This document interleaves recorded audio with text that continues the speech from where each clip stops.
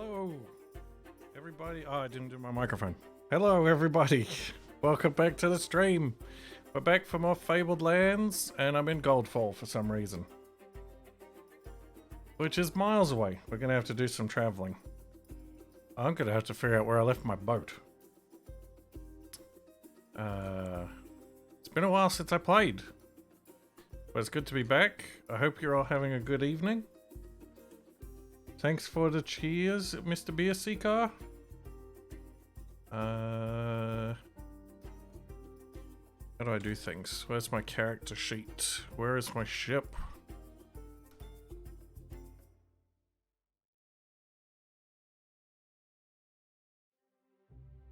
It's not in here anyway.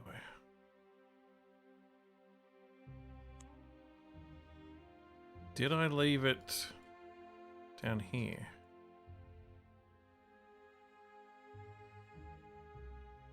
Ship's manifest. That's what we want.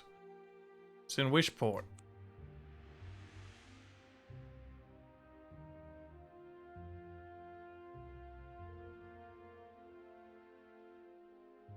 Where's Wishport gone?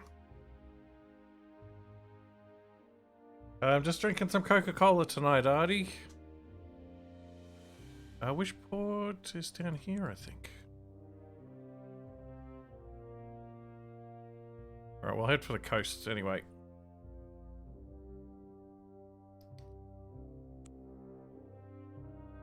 Monastery.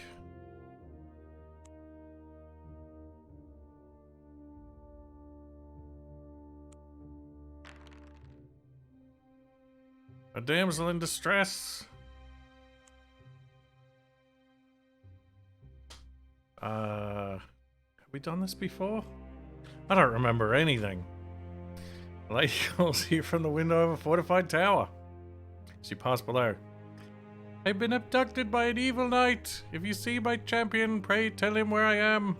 Do you need rescuing? Thank you for the offer, but I think my champion will want to do that himself. Oh, that's fine.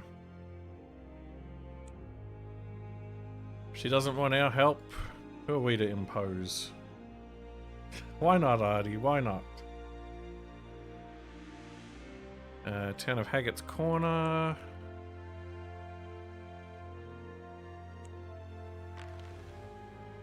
Wandering priests. Give me a potion of godliness. How nice. Ah, and here's Wishport.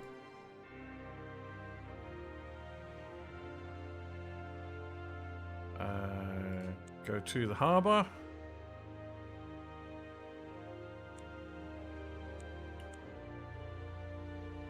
We've got our galleon with its excellent crew. Could probably buy some cargo. I don't know what's going to be valuable over there. Spices? How much money do I have? Got $1,000.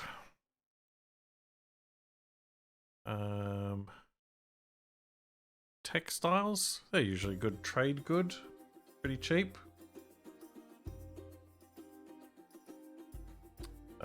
Well, there should be some more Capac and Split Self once Baldur's Gate 3 comes out in the full version, which I believe is in August.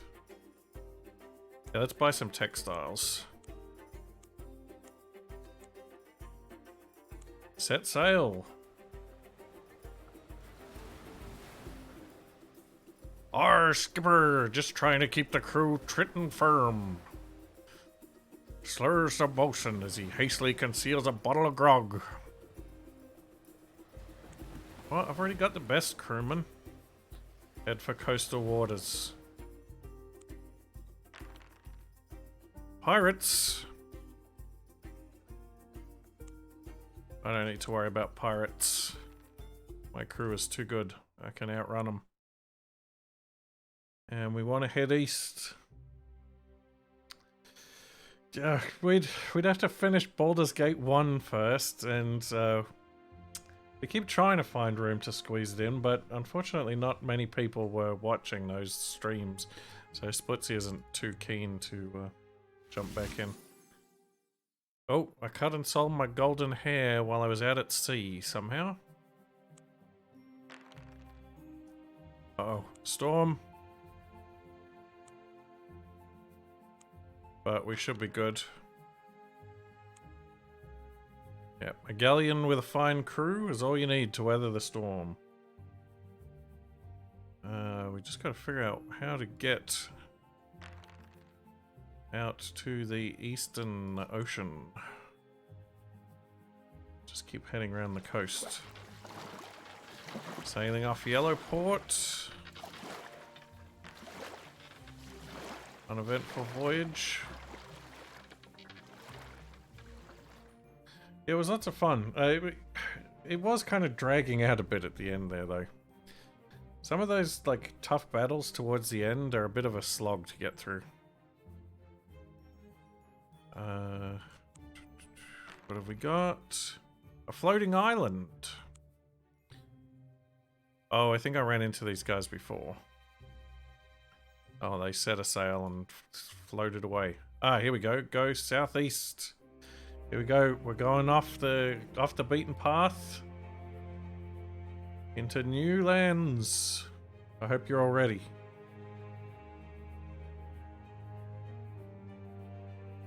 The Violet Ocean's a dangerous place, Captain, says the first mate. The crew probably won't follow you there if they don't think you're good enough. First mate advises you against making the difficult journey. That's right.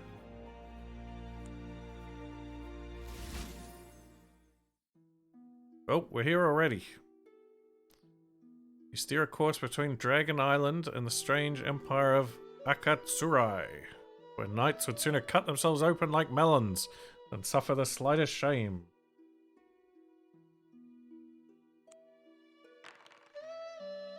And we got plain sailing. Now, we've got... north, we got the Screaming Coast. We've got the Estuary of Guy, or we've got Heaving Seas to the south. Let's have a look at the map.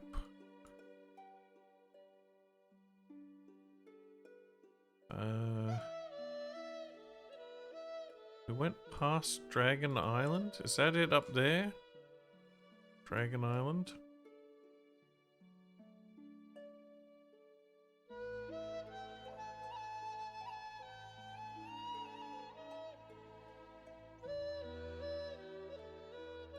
Well, looks like there's lots of places to explore.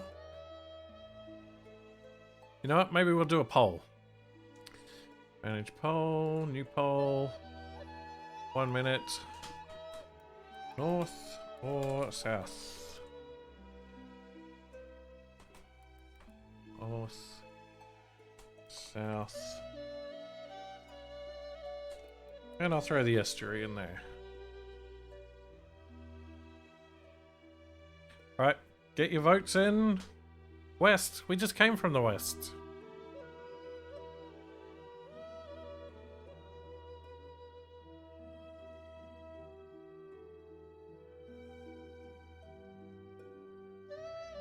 Go back.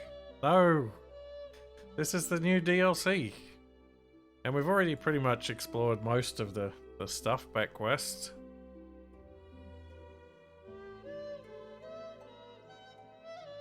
Oh, for those who are curious, this DLC that's been added to the game is from this book, which I have the actual physical copy of here.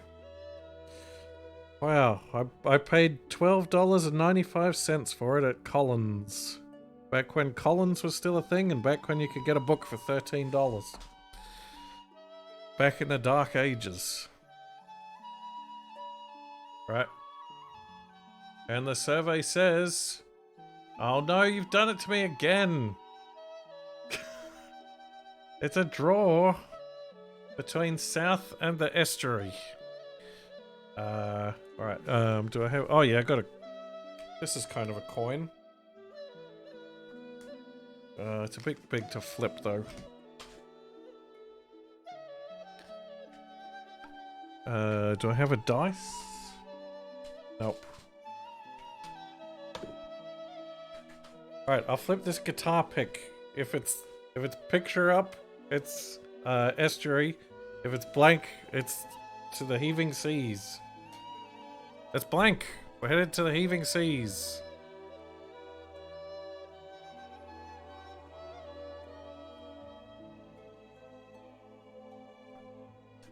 The sea heaves and swells. No sight of land. Calls the sailor in the crow's nest. Another peaceful voyage.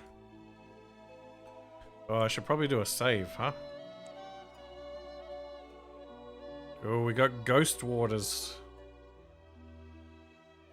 Good way to pick a direction, yep.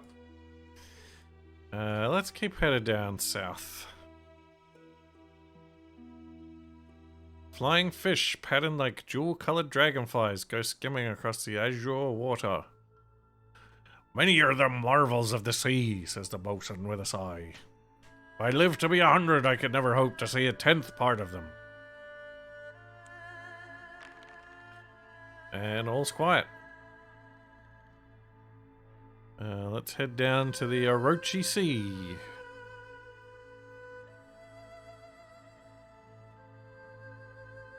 Akatsura is an empire comprising 3 islands. You're sailing close to the straits that separate the southern island from the rest of the country. Pirates! A tall, proud vessel with triangular sails comes sweeping without warning from the east. Along her rail you see warriors of olive hue whose dark eyes gleam with avarice and bloodlust.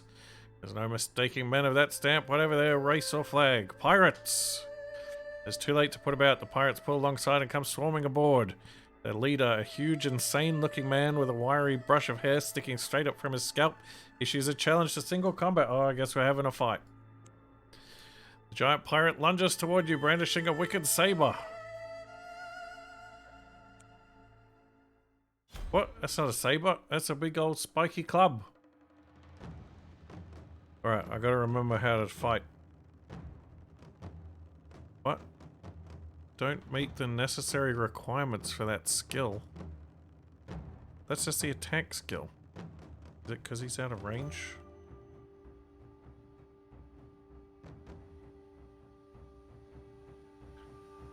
Alright, let's summon a bear.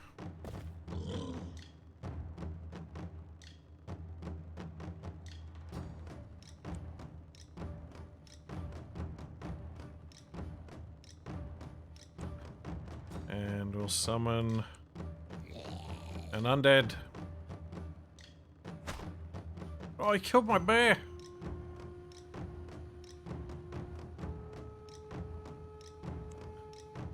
We'll summon a water spirit.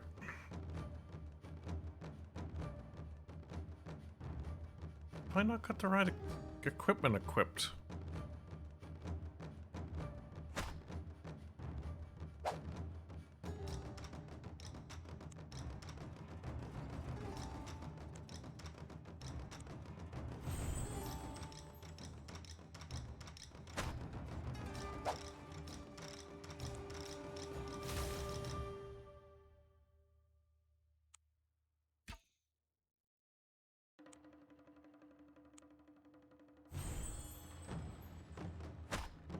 No, my skelly man.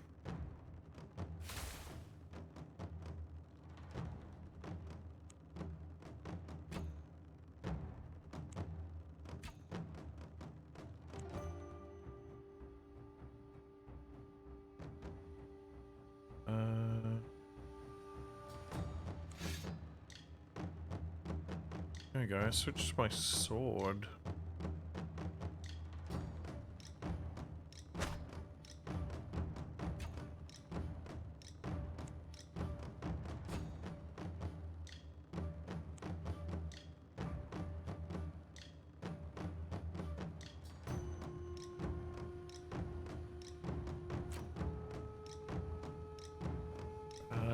Why don't I meet the necessary requirements to use my bow? Oh, he's coming.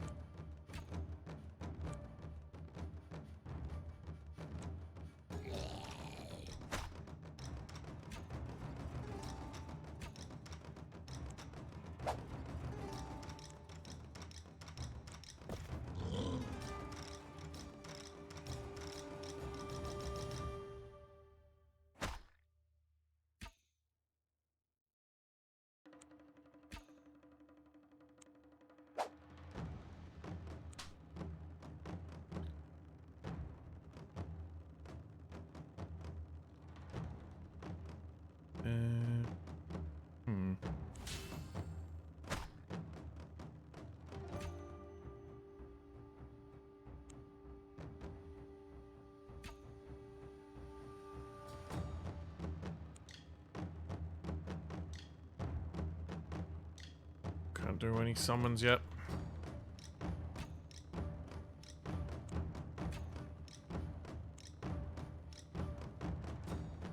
I am out of ammo. Oh, I got no arrows. Oh, that's not good.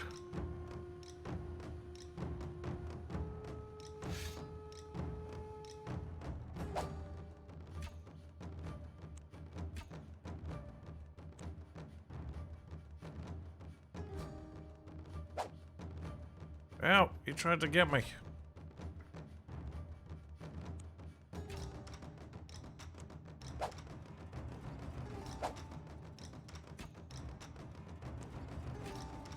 Man, this is a tough pirate.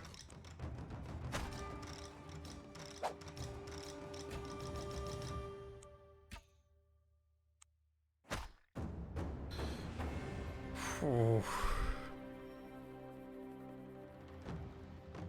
Man, I lost 2 bears, 2 warriors, a water spirit.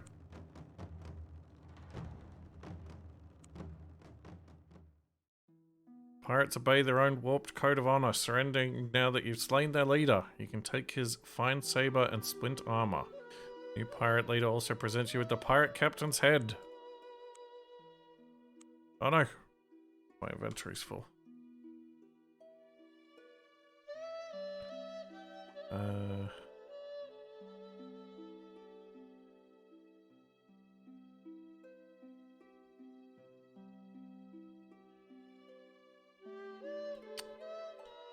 Well, okay. Apparently I'm carrying a bunch of stuff that I should not be carrying. I really should have dropped this off before I went sailing.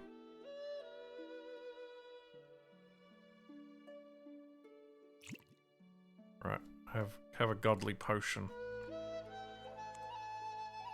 Oh. He agrees to take you to their lair in a secluded cove between Shinden and Hadari, where they hand over their loot. 550 shards and an iron fan.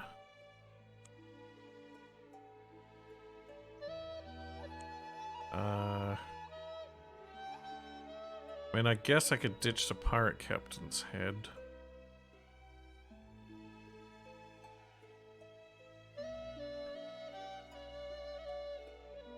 I might ditch the splint armor.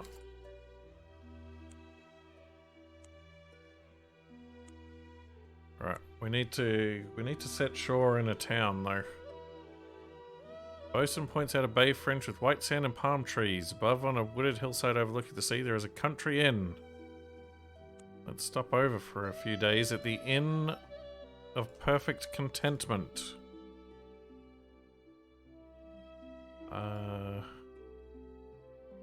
Need to get to a town.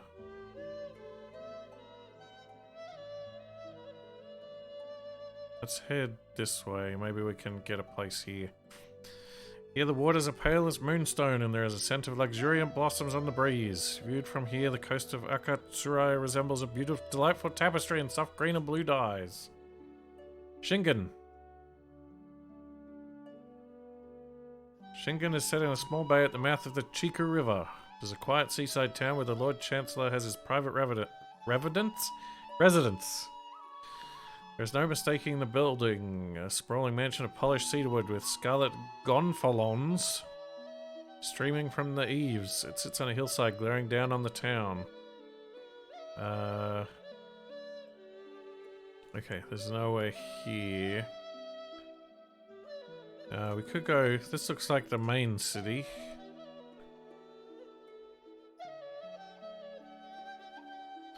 Road runs from Chambara, the capital, to the town of Shinden. Would be a daring highwayman indeed who tried to ply his raid along this heavily patrolled route. It's a quiet journey. Right, into Chambara. And we want to buy a townhouse. Yes, I do have a few pirate heads.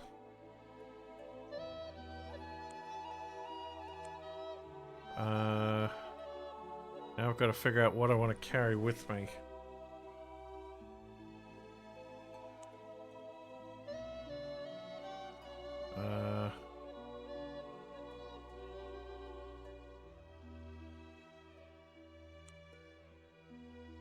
What accessory slot is that?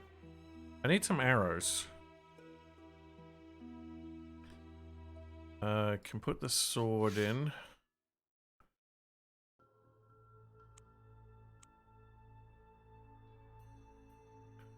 I can drop off the fairy mead. I shouldn't be needing that, I don't think.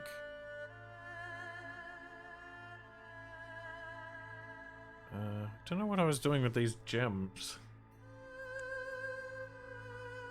Let's put them in here.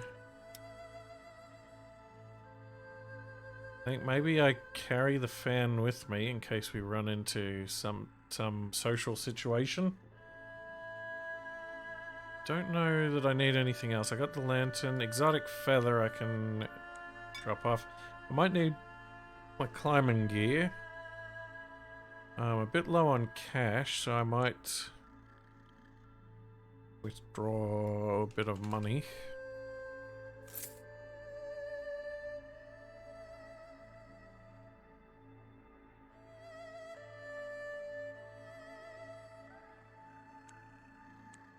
We do have a black pagoda seal. I wonder if that's useful around here somewhere.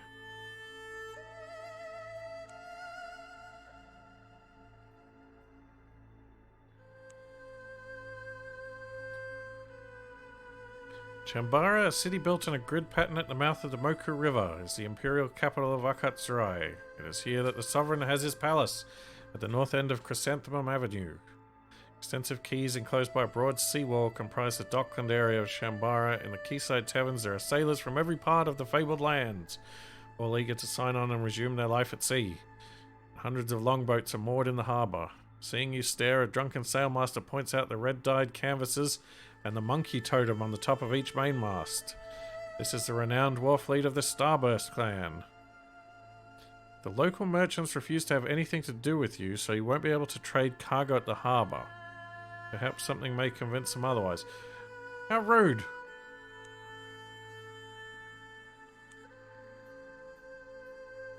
Oh, I brought all this cargo over and I can't even sell it. What about the regular marketplace, though? No weapons, no armor. Got lanterns.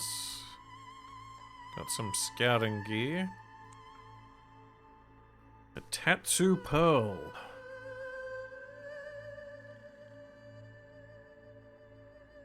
Oh, apparently it's a dragon treasure.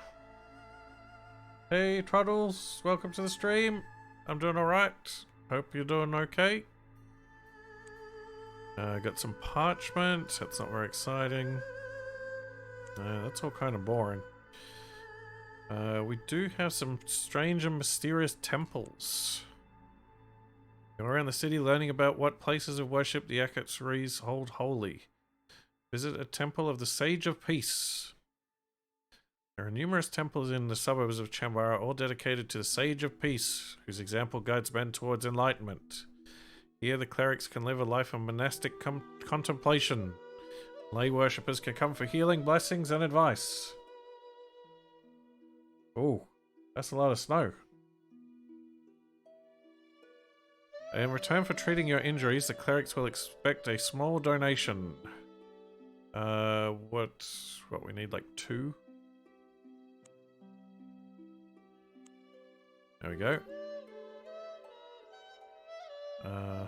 Buy a talisman. You can buy a Lotus Talisman, Sanctity +1 for 200 shards, or a Paradise Talisman for 400 shards. Probably won't be able to sell them outside Akatsurai. Wants a beggar. Sell them? Why would anyone want to do that?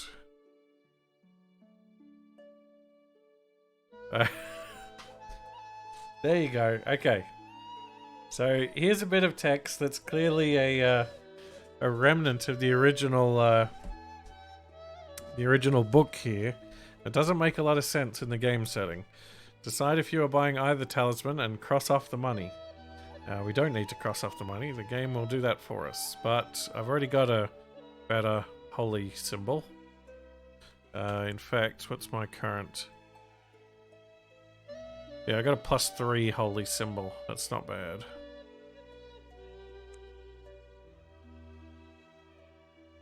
Oh, we get a little bit of snow in Australia sometimes. Not usually around these parts, though. Let's have a look around the town. We can sail up river. What? Oh, strolling around Metropolis. Skinheads. You see a group of youths persecuting an old man. The youths all have shaven heads and wear red robes, making them look like temple acolytes.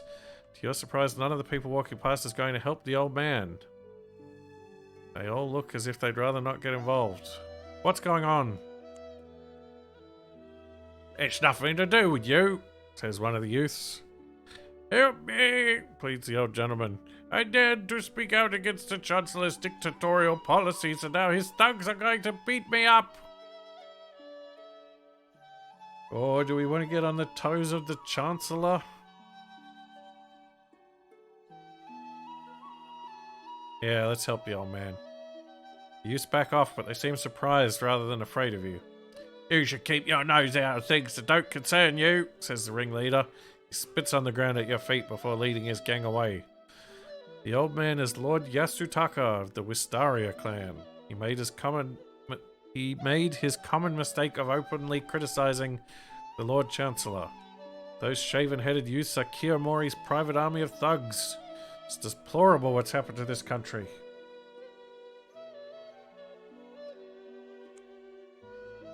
Okay. There weren't any arrows at the market. Explore around the town a bit more. More skinheads.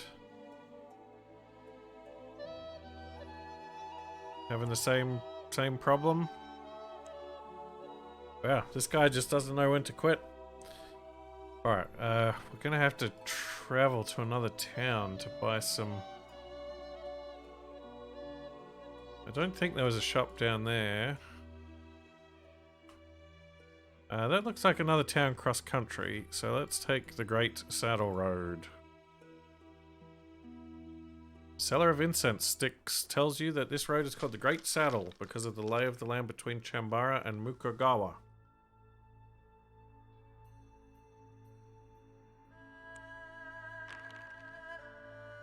And it's a quiet journey. There's a hunting lodge on the way, though. Great Saddle Road is a metalled highway linking the country's two great centers of power, Chambara, the imperial capital, and Mukogawa, where the rule of the Moonrise clan lords is unchallenged. You come to a large hunting lodge beside a grove of pine trees. Here you could rest for a few days. Sure, stop at the inn. With its split log walls and thatched roof, the hunting lodge looks like any rural inn. A night's lodging costs you 3 shards. This includes a meal and a warm bed. In addition to rest and relaxation, you can also enjoy some sport. Don't have any arrows though, so I might leave that for now. Let's head into Mukogawa. Mukogawa is a city of strong gleaming ramparts built on cliffs overlooking the sea. White banners flutter and snap in the breeze, and soldiers in white surcoats patrol the streets. This is the stronghold of the Moonrise clan, whose ancestral shrine is just across the straits on Udai Island. The officer in charge of the local armory, Lord Saga of the Nine Lakes clan, does not even bother to ask if you are a warrior or a merchant. The time for such distinctions is past. All that matters now is to be ready for war. You soon find that the local arms and armor prices are severely inflated. Look, I just need arrows. Can we do some arrows? We can. $4.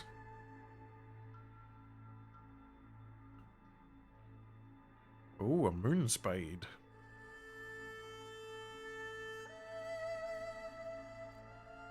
A diamond lance. Wow, there's some cool weapons here, but I just need arrows.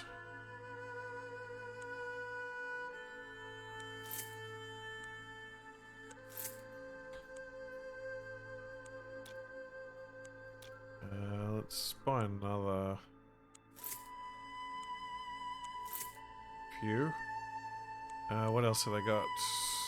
Some boring old armor. That's it. Oh, let's try the inn.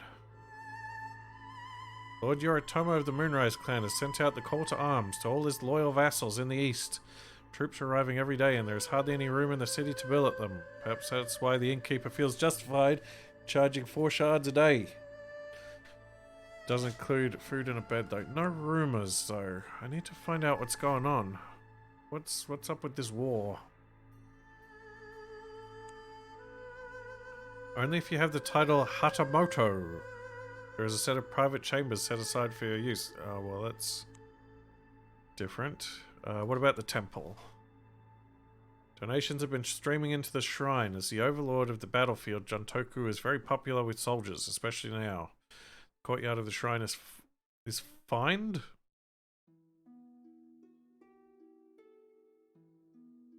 Is that meant to be lined? I don't know. With flocks of well-fed pigeons. Special messengers of the god. You look around for a priest, finally catching the eye of a slight youth in a long-sleeved white robe. Just leave a donation and tell the god what you want.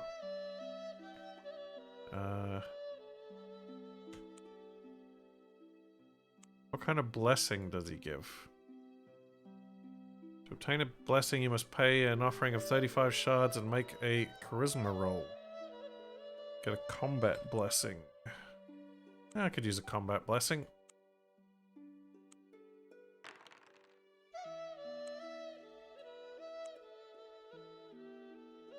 The harbor. Well, these guys will trade with me, but the cost of textiles, I won't make my money back.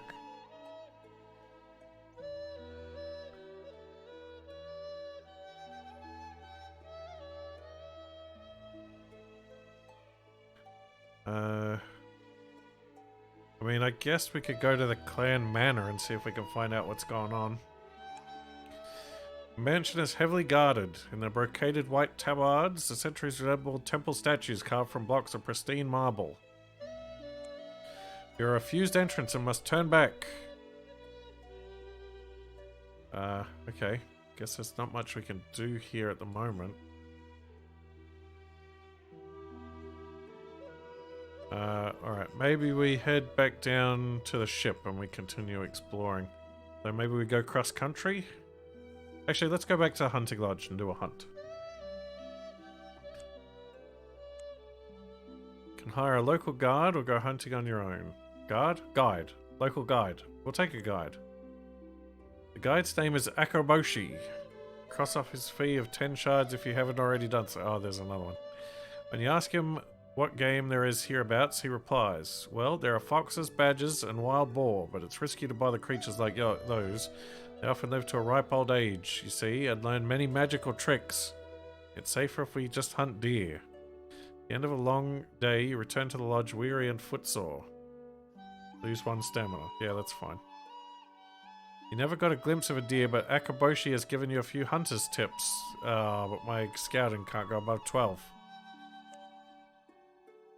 Wrapping a fur rug around your shoulders, you sit on the veranda with a cup of hot rice wine. It's an uneventful night. Oh, well, I guess we got to get the stamina back that we lost stubbing our foot on something. A holy visitor. A smiling monk approaches from the direction of the woods. What makes this odd is that he is sitting in a cross-legged. He is sitting cross-legged in meditation and hovering through the air. Monk offers to preach a sermon of the Thunder Peak, which he says will give you protection from danger. Alright, listen to the sermon. The monk's sermon will stand you in good stead when you are traveling at sea. Safety from storms. Should we go hunting without the guide? Let's go hunting without the guide. Oh, what the? Taking your weapons, you set off through the woods in search of game. Around midday, just as you are thinking of taking a break, a shaft of sunlight picks out a badger in the gloom under the trees. It lumbers off into the undergrowth as you approach. It seemed to be limping. An injury might explain why it is out and about in the middle of the day. You attempt to track the badger to its set. The badger has taken refuge in a hole in a bank. Do you call a badger burrow a set? As you stoop to peer inside, two long, thin, hairy arms suddenly sprout out of the hole and pull you in, while trying to rake your face off. No, not my face. Oh, hey, Badger. Good timing. Your lungs strain for every breath. Each moment is hard fought and requires Herculean effort. Suddenly the struggling stops. You lose your footing and fall to the ground. You see a mysterious spectral shape emerging from the hole, gazing at you with pupilless eyes. Oh dear. I don't think this is a badger. Oh, it's a ghost badger. Well, the natural enemy of the badger is the bear. No! I did not mean to do that.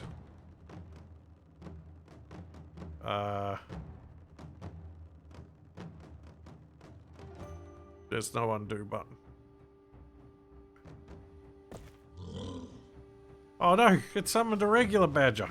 Well, two can play at that game.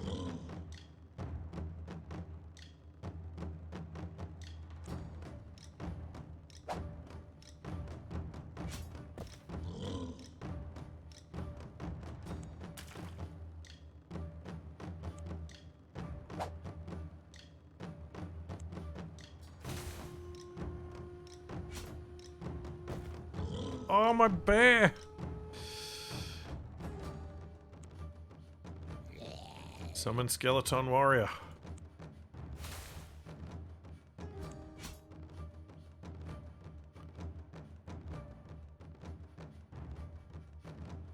Oh, there's no way through these ruins.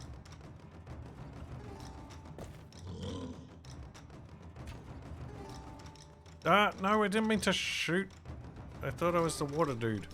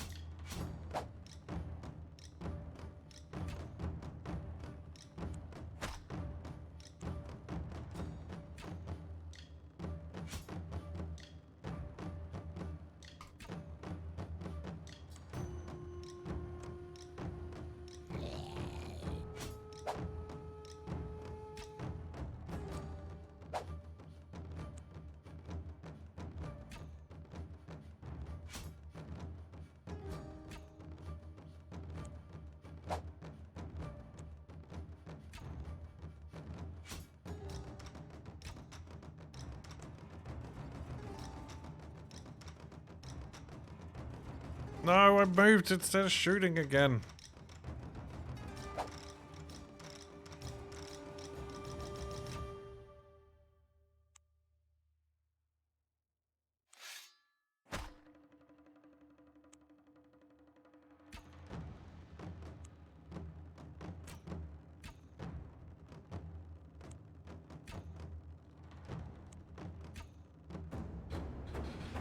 Oh, what a diabolical spectral badger.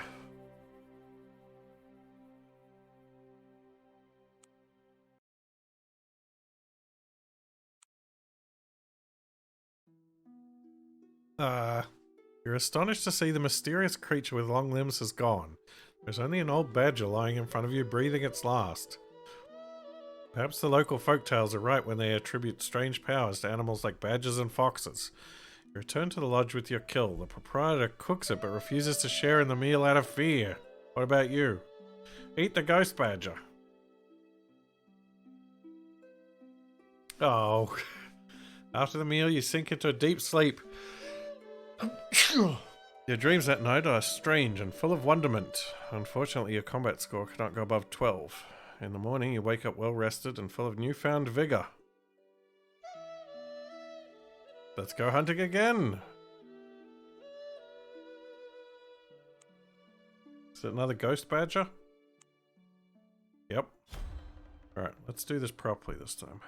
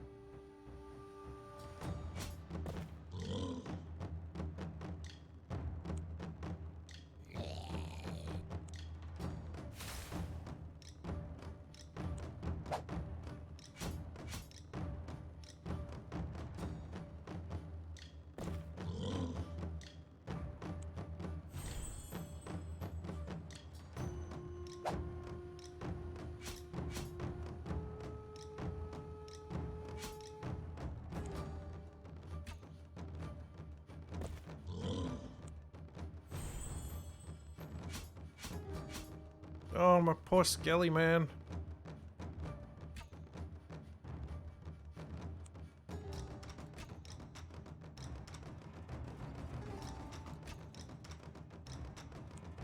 Wonder if we kill the ghost one, will it make the other ones disappear?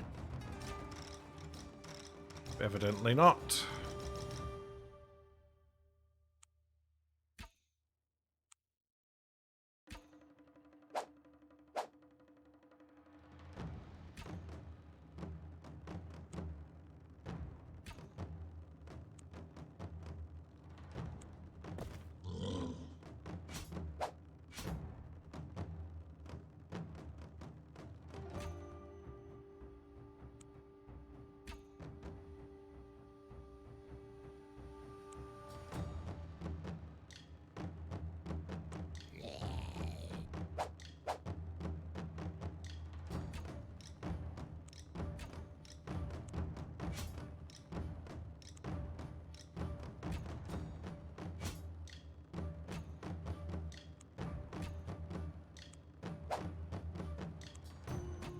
Take that, badges.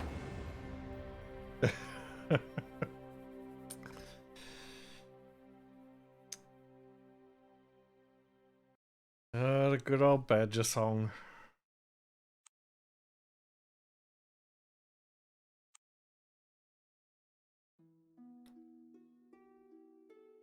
Beat the badger again.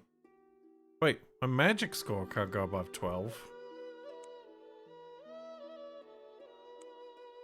The first time it was combat.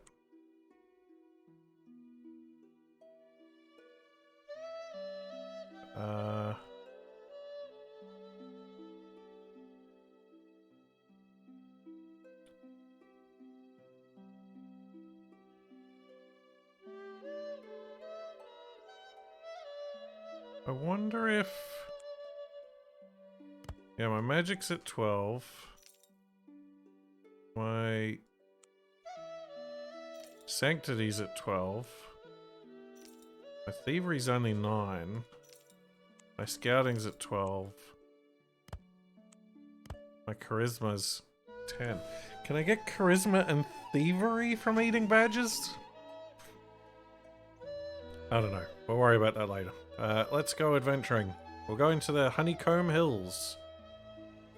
To the west are fertile rice paddies, but here the long grass lies withered across lanes of dry earth. It's a quiet journey to the Clearwater Shrine. In the uplands, night brings moonlight as dazzling as polished silver. With the sunrise, morning mist unveils pretty meadows and meandering flower-lined paths. One of those paths, the Clearwater Shrine, is known to stand, but its exact location is not something you'd find on the map. And we found the shrine. The shrine reveals itself as a splash of gold and red, half hidden in the trees beside a waterfall. As you stand watching, a group of white-clad women come out to dance for the local spirit. Let's check it out. The shrine stands beside a lake where the willows dip their boughs in crystal water. Here you can pay your respects to the 1,000 gods of Akatsurai. If you want to obtain a boon, leave a donation of 100 shards and make a charisma or sanctity roll of difficulty 18. Charisma or sanctity. Reduce the difficulty of the roll by 1 for each additional 100 shards that you offer up.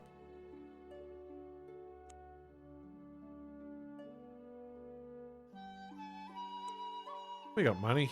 Let's say 400 shards. And make a sanctity roll. Your plea is heard. Whoever Akatsuri's deities can be capricious and mischievous. Only they know what the response will be. Oh no, what is this?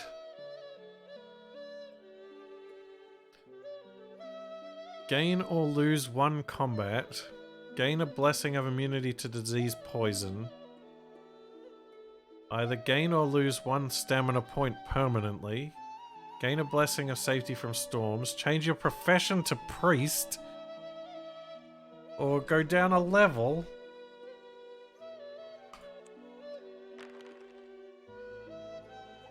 Change your profession to priest. I don't want to be a priest.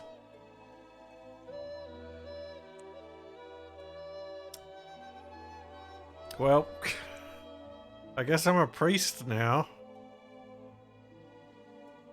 I don't know if that actually changes anything in gameplay terms. Except now I can do events that were restricted to priest only. Yeah, I had a luck blessing. I could have re-rolled it, but I guess becoming a priest is more exciting? Question mark? I seem to still be missing an item slot over here. I think that's gloves.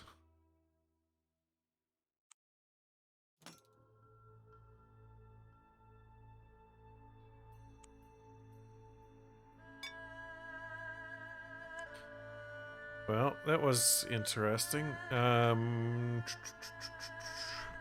Alright, should we go back to the ship and continue circumnavigating? Yeah, I think I'm leaning towards that. Let's set sail. Actually, we didn't really explore this town. Let's check out the inn. For a town with such a small harbour, the inn seems conspicuously full of sailors. No rumours. What about the Chancellor's residence? The Lord Chancellor's servant tells you his master has gone up to the cliffs. He points to a path winding through the pine trees above the villa. Come back another time, he suggests. Go up to the cliff top. It's a long, steep climb. The sun is sinking towards the horizon as you emerge from the trees and look along the cliff top. The late afternoon light is the colour of blood. Lord Kiyomori and his guards stand in a circle around a man who is kneeling with his hands tied behind him. Breeze whips his long, loose hair around his face as he looks up at them with a scowl of almost demonic ferocity.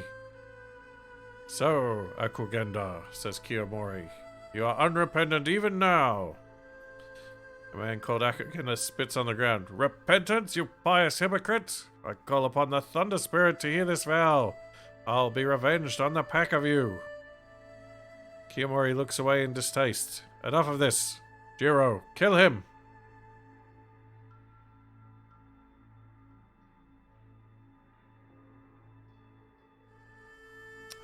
Oh, man.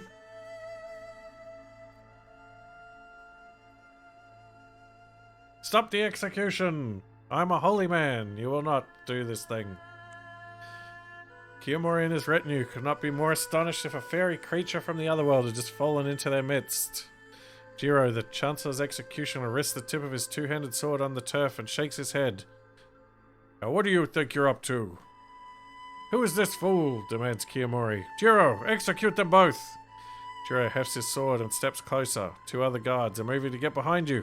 They all look like experienced fighters, and their numbers and positioning have you at a disadvantage. Cut his bonds. For a prisoner who's been chained up without food or water, Akugenda reacts with outstanding vigor. Leaping to his feet, he touches your throat in a caress that suddenly becomes a steel grip. Sorry to be such an ingrate, he says, but I could really use a boost of life energy right now. You can hardly believe it, he's using sorcery to drain your soul. What a jerk! But I succeeded on my magic roll automatically. Akugenda recoils with a grimace, like a man who had sipped at a wine cup only to discover it contained vinegar. Never mind the foreigner, says Kiyomori to his guards. Akugenda is the real threat. Concentrate your attacks on him. Akugenda only laughs, performing a series of complex magical gestures that cause a thick mist to spring up from the grass. You catch a glimpse of his silhouette rising into the air. Grab his ankle! Akugenda's spell carries both of you aloft. Kiyomori sends for his archers, but by the time they get up to the cliff top, you are out of range. The breeze bears you steadily southwards. I expect you're wondering why the Chancellor was going to have me executed, says Akugenda. Actually, I'm wondering how we're going to get down. Oh, I'll drop you off right here, he says, laughing. A kick sends you plummeting down into the sea. You swim ashore in time to see Akugenda drifting off into the sunset. You doubt if you've seen the last of him. Oh, man.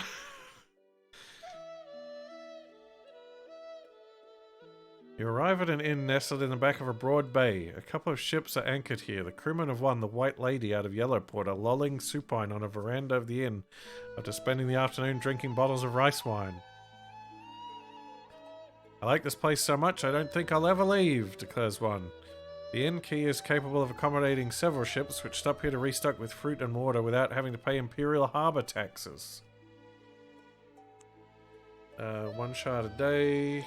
That's fine. Alright, we gotta head north and get back to my ship. Pine trees line the flanks of the Arushi Mountains. An uneventful journey. Head up to Shinden.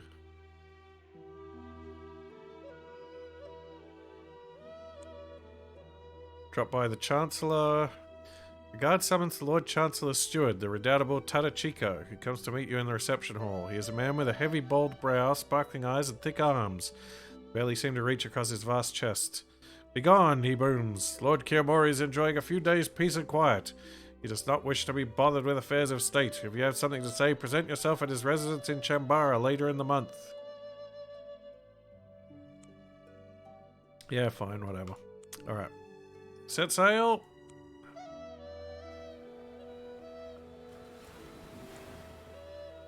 Alright, we're gonna head south. To the Stillness Coasts.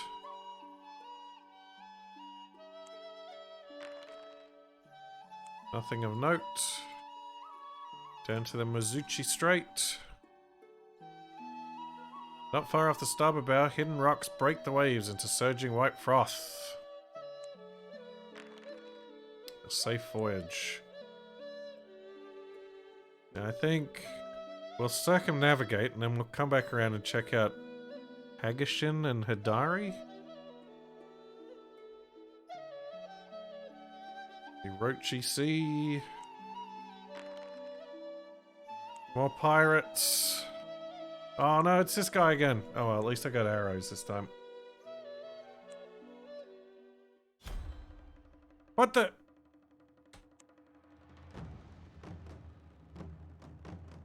Oh, I look different too.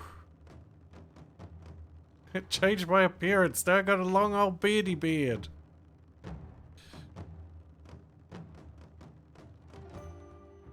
Alright, let's get Water Spirit out first. Because he's got a ranged attack.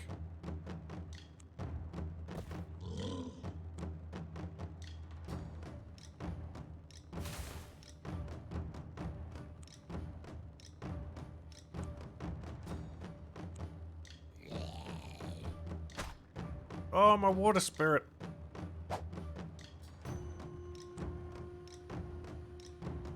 There's a barrel in the way.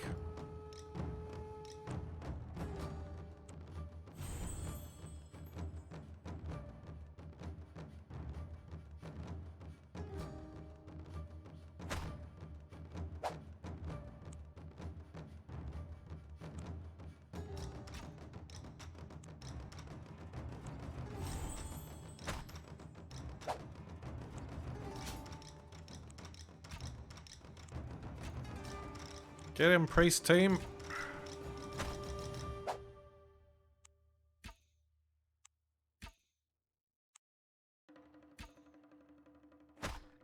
No, my bear.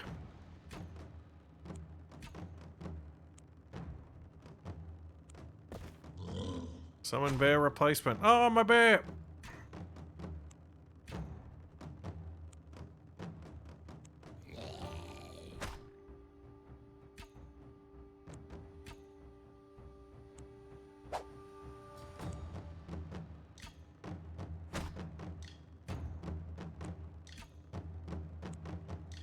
Man, he's pretty tough.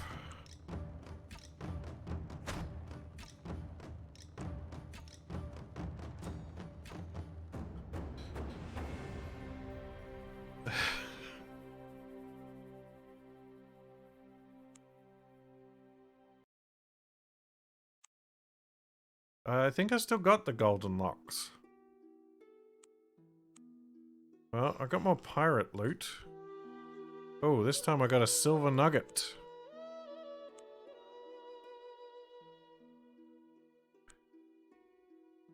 My inventory's getting a bit full again though.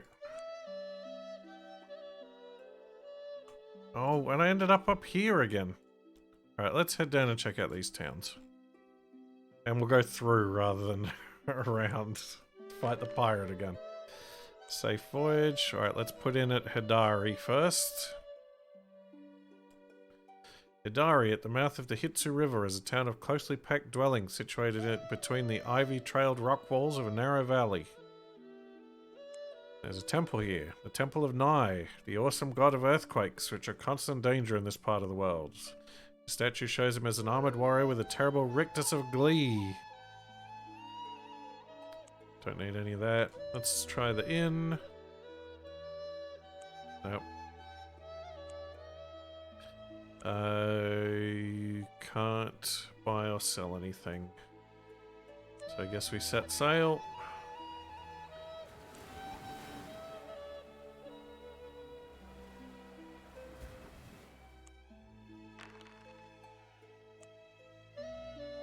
Put in at Hagashin. Built over a network of canals, Hagashin presents a very different appearance from the cities of the north. Tall conical towers rear above the rooftops, clad in gold leaf and adorned with sweeping spikes and long bronze bells, making the skyline seem ablaze in the sunlight. The bridges that span the canals are supported by fierce statues of demons that stand waist deep in the green water. Tall porticos enclosed by filigree screens front each building, so that as you walk along the street you catch glimpses of silhouettes watching from the verandas on either side. Behind that glamorous facade, many narrow shops are jammed along a warren of back streets. Hagashin is much more cosmopolitan than the other cities of Akatsurai. As you walk down the streets, you might rub shoulders with wizards from Braylak, nomads from the blue grasslands of western Ankon Konu, masked lords of Utaku, and even Iron Dark priests from far Chrysoprace.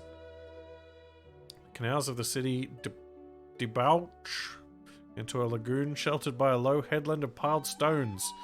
Several ships ride at anchor, their sails furled like curling autumn leaves, and many an unemployed sailor roam the docks in search of their next contract. Shipbuilders of Hagashin are renowned throughout the Orient, so traders and pirate hunters alike have their new vessels' maiden voyage start from here. Right, can we buy a house stash here? We can. Right, let's drop off some gear. Drop off the silver nugget. I might need to sell off some stuff. Got a new pirate head. Let's sell these swords and the armor. I mean, I know I can always get more.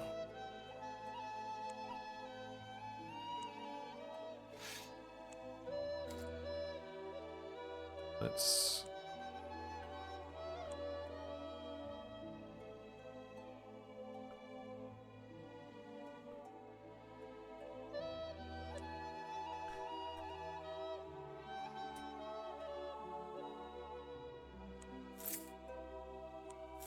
Oh, they won't buy the swords.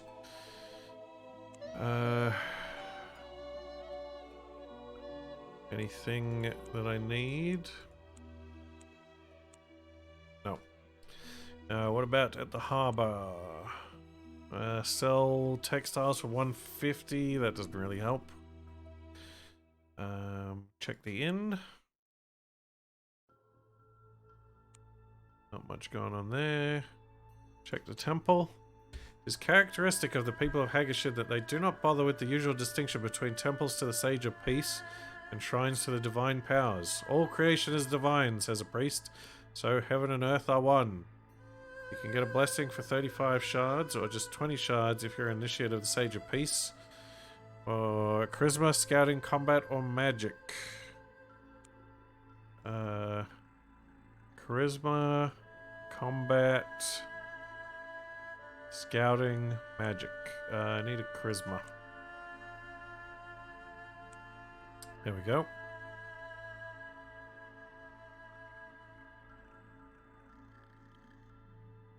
Yeah, it's pretty good, and it would play out very differently if I was doing a different class and did things in a different order. Of course, now I'm a different class anyway. Let's see. Temple, market, explore. Hagashin is famed for its particular forms of theatre, and a visit of the city would be wasted if one does not see the most popular plays. Oh, generous donation. Let's watch a play. You spend an evening at the theatre watching the usual entertainment. Roistering heroes foiling the schemes of skulking wizards, sly silver-tongued witches, and bumbling animal spirits. The Akatsuri's audience lap up this kind of thing. Afterwards, you take a stroll by the canals and watch the moonlight. Okay. I wonder where I can make a generous donation.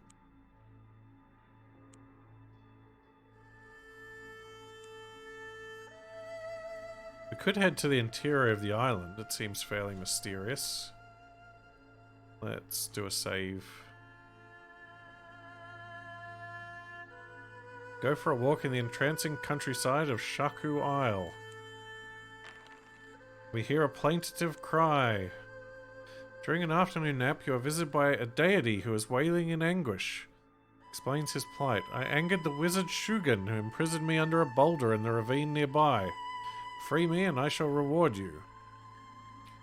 When you wake up, you take a look in the ravine. Sure enough, there is a massive boulder at the bottom all overgrown with ivy. To break the wizard spell and free the deity, you need to make a magic roll at difficulty 18.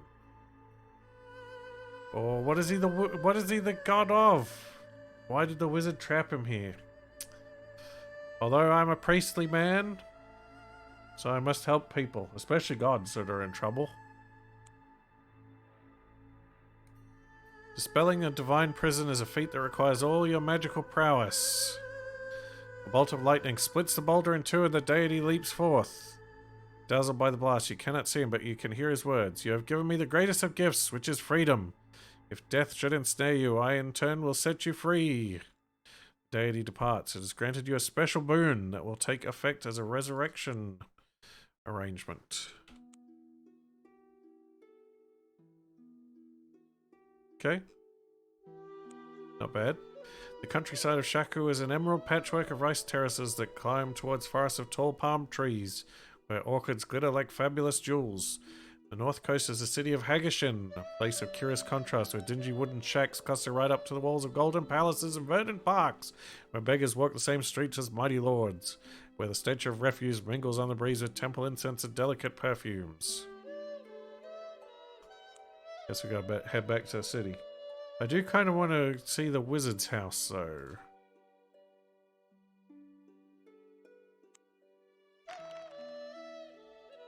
Oh, a plaintive cry again. A fox has caught its foot in a snare. Finally, you cannot stand its cries of pain. When you go to set it free, you find an item lying under the bushes nearby. Crimson arrow. Okay.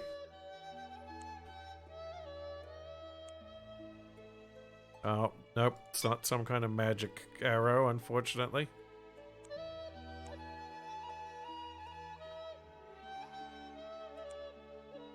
Right, back to town.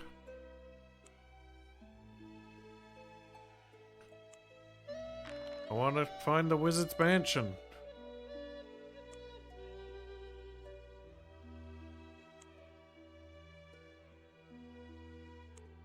Nine to 12. There we go. Besides the lake stands a mansion with ornamental dragons carved from blocks of blue jade on either side of the entrance. The roof rises in sweeping tiers resembling the high prow of a ship, and the whole edifice is decorated with sinuous silver spikes that look like icicles pointing up at the sun. The wizard emerges from his home and demands that you pay the toll. He wants you to give him 200 shards for crossing his lawn. I got money, that's fine. Pay the wizard's toll and move. That's it!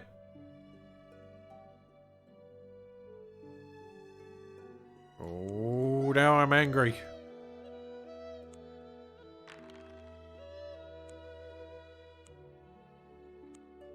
The wizard starts chanting a spell. A dark cloud blots out the sun. As it gets closer, you can hear the buzzing of a million angry wasps. The wasps sting you repeatedly, and each prick seems to drain your life force away. I could take it. Ah! Oh, what?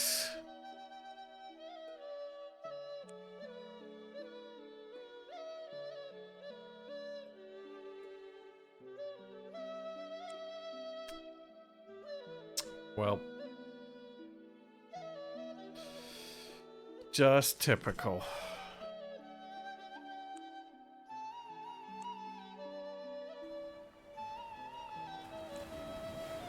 Alright. That makes me so mad. I'm gonna risk getting this pirate again. Oh wait, I didn't even need to go that way. I could have gone straight that way. Oh well, peace and quiet. We're sailing in the placid coastal waters southwest of Shaku Island. Head for the Wani Deep. To the south lies the daunting expanse of the Gashmuru Gulf. Only the most foolhardy mariners dare to strike out for the fabulous city of Dangor. The fabulous city of Dangor that was never written. It's over here somewhere.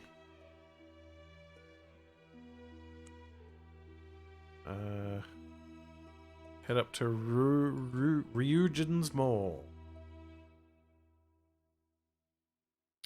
The lookout says he could see Shaku Island to the southwest and Yodoshi Island to the north. It's an uneventful journey.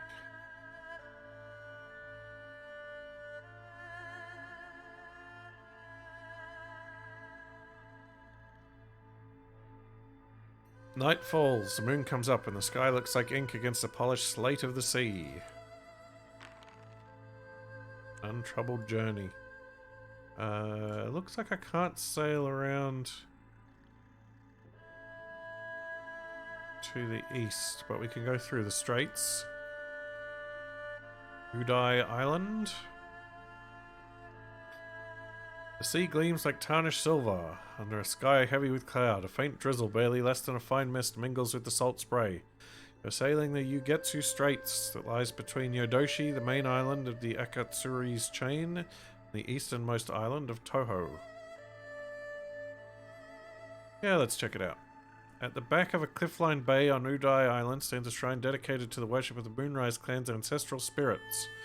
Priests in white robes come down the beach to meet you. They are armed with moon spades, poles with a shovel-shaped blade on one end, a scythe on the other. The vows are supposed to prohibit them from shedding blood, but they will fight to defend the shrine. Make an offering. The priest will accept a donation of 10% of your cash and any one possession. I can give him a saber.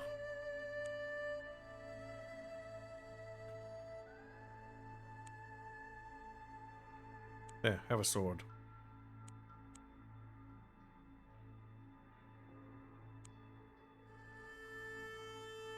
You are certain your good deed will not go unheard of. Also, if you gave the priest at least 100 shards, if you don't already have one, you get a safe passage storms thing.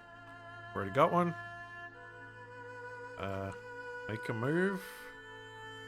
Let's check out Kaiju.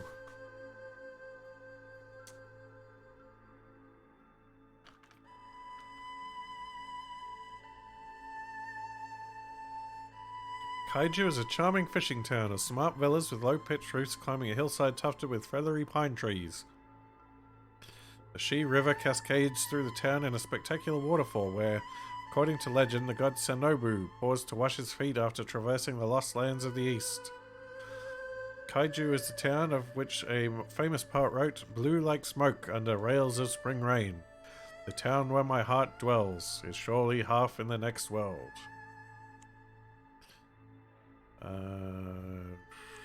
Nothing going on at the tavern. Anything interesting in the market? There is a lotus talisman and a paradise talisman, which we could get at that other shrine. Parchments. That's about it. Check the temple. Sanobu's shrine is built on a wide shelf of rock overlooking the waterfall. There is no effigy of the god, just a dim chamber at the back of the shrine where you can view the exposed mark in the rock, which is supposedly Sanobu's footprint. What kind of blessing do they do here? Charisma? No, safety from storms. I've already got one. That's fine. Can I sell my things here? Not for very much. We could explore the island though. Yeah, kaiju is like a big monster.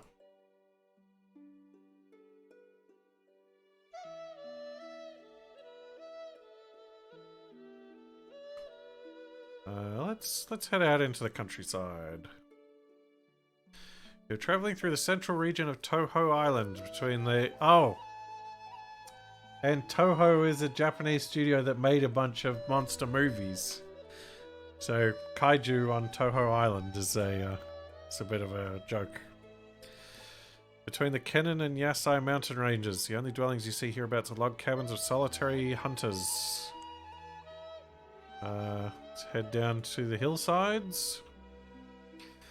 The wind races across the rolling grassy hillsides, swiftly driving the shadows of clouds ahead of it.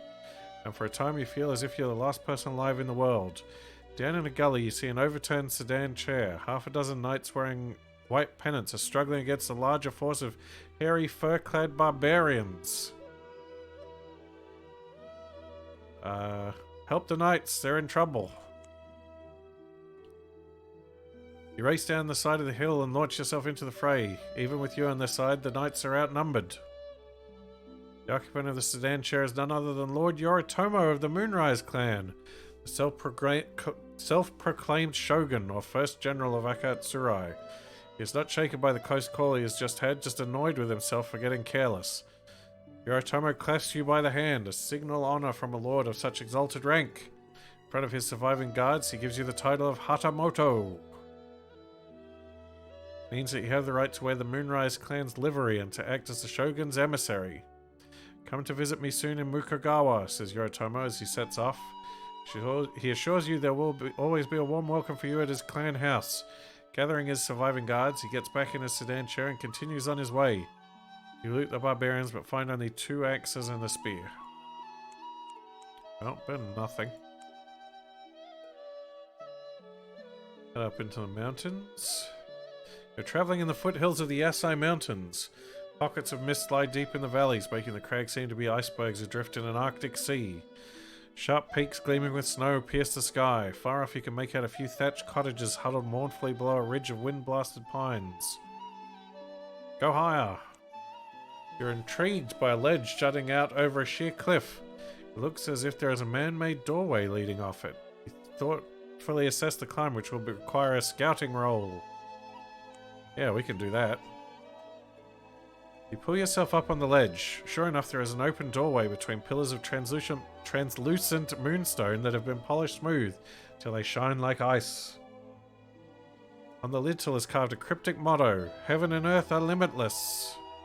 With a sound like the clanging of copper shields, a long blue dragon hauls itself out of the recesses of the cave. Your limbs are trembling after the exertion of the climb, and the glow in the dragon's eyes is so dazzling that you feel sick. Yet somehow you must fight it. But I have an iron fan, whatever that means. Holding the fan in front of your eyes at least gives some protection from the dragon's baleful stare. Rears up, clawing at you and spitting out gouts of blistering plasma. Oh no. Oh boy. It's starting damage though.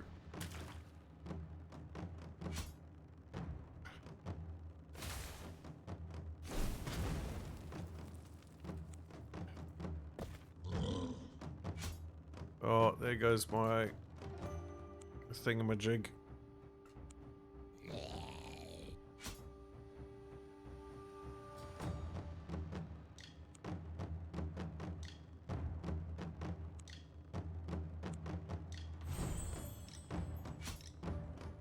There goes another bear.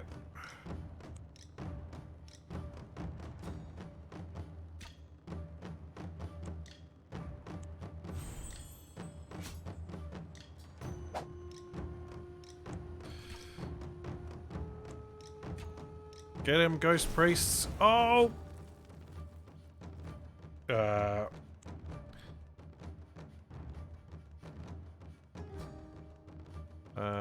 How do I need to use my potion. Use item. Fall back. Defend.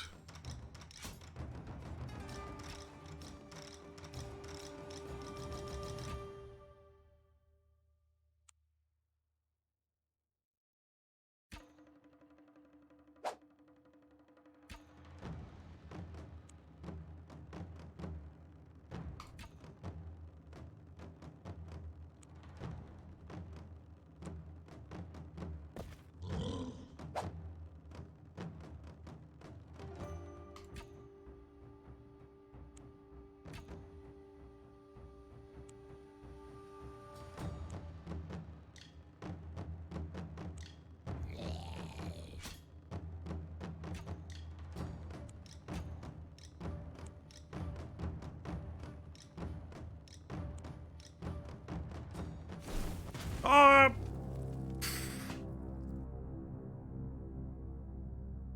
Oh no! Oh, when was the last time I saved it?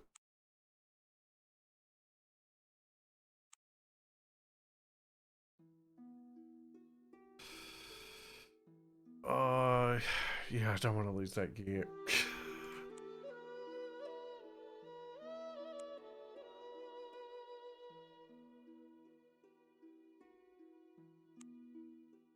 Oh no, I'm miles back.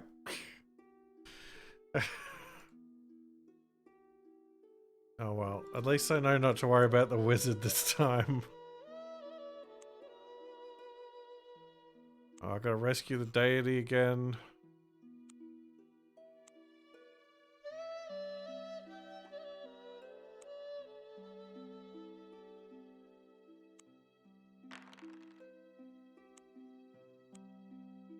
Pay the wizard toll. I want to get that weird arrow thing from the fox.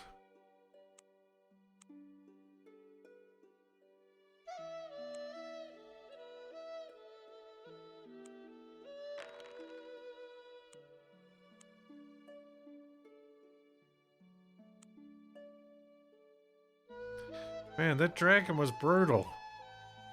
Especially since I had the reduced stamina. Yeah, I'm probably better off reloading after that.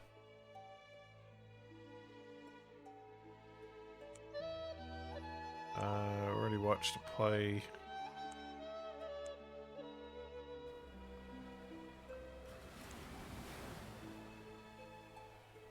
Right, we didn't really do anything too hectic down there.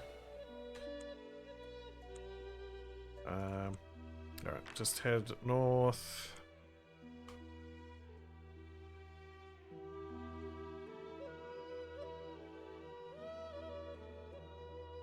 Gotta get back to Toho.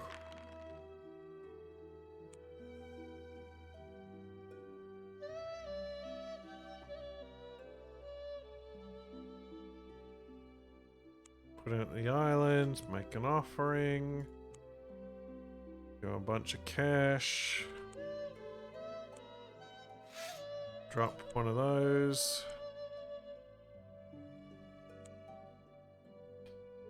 Will not go unheard of.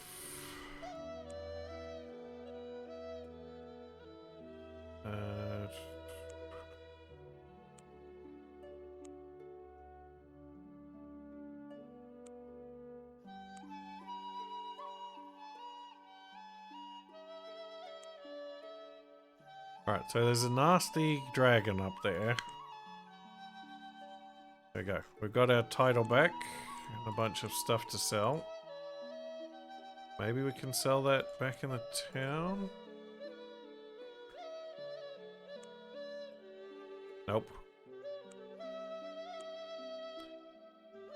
Let's go back to where we fought the barbarians and see what happens when we go back. Suddenly beset on all sides by huge spidery things. Each time that you strike at one of them, they get to strike back at you. Oh, jeez. This doesn't look good.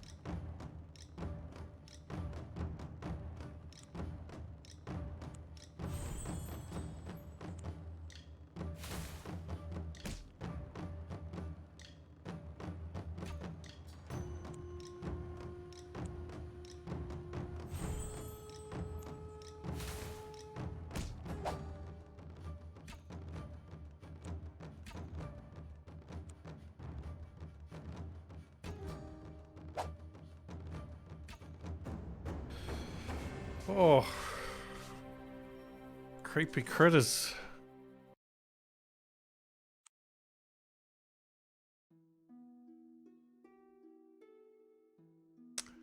Oh, Shizu. Diabolical. You slay the spiders. Their bodies lay broken, scattered across the battlefield like brown leaves blown by wind. Oof. Right, let's get out of here. Let's do another save, shall we? We've been to the mountains. Maybe let's head over to the eastern shore. See what we can find over this way. The easternmost shore of Akatsurai. Beyond lies only the limitless cobalt expanse of the unbounded ocean, where each morning the sun is reborn from the underworld and begins a new day's dying. Now, that's one way to look at it. Let's travel inland. The eastern island Toho is a very different place from Yodoshi. In remote rural areas, you can see constant reminders of the threat of barbarian raids. In the pinched faces of the field workers, the stout palings defending each village, and the occasional burnt-out husk of a harvest shrine. All is quiet. Up in the hills, the peasant tells you, like the uncivilized Emishi, the earth spiders who burn our crops and steal our womenfolk. Earth spiders? Why do you call the barbarians that? Is it because they are hairy and unwashed? He shakes his head. No, it's because they are giant spiders. Okay, sounds like there's giant spiders up in the mountains now.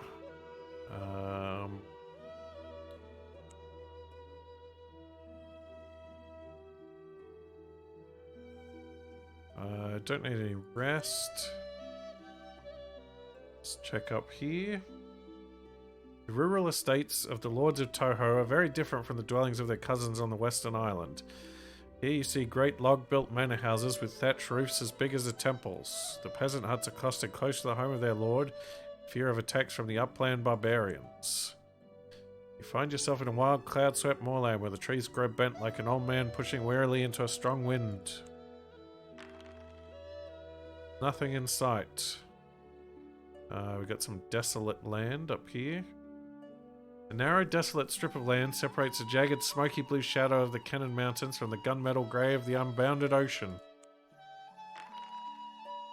No one and nothing.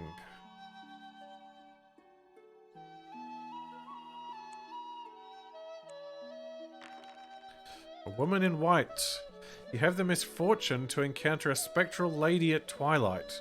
Reaching towards you with dead white hands, she implores you to give her news of her dear sister in the west. Oh, what? She rants and lays curses in a terrifying voice until you're forced to run off with your hands over your ears. The experience has unnerved you more than you might care to admit. Lose 1 combat permanently.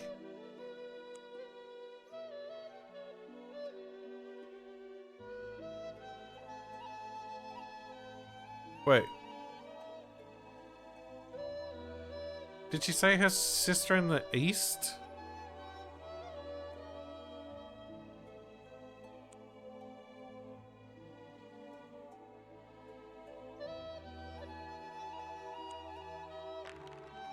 Hungry ghosts. Thin wailing ghosts rise with the ground mists at dusk, the spirits of miserly bandits. They are not interested in you so much as any gold or silver you might be carrying, but I am too holy for them.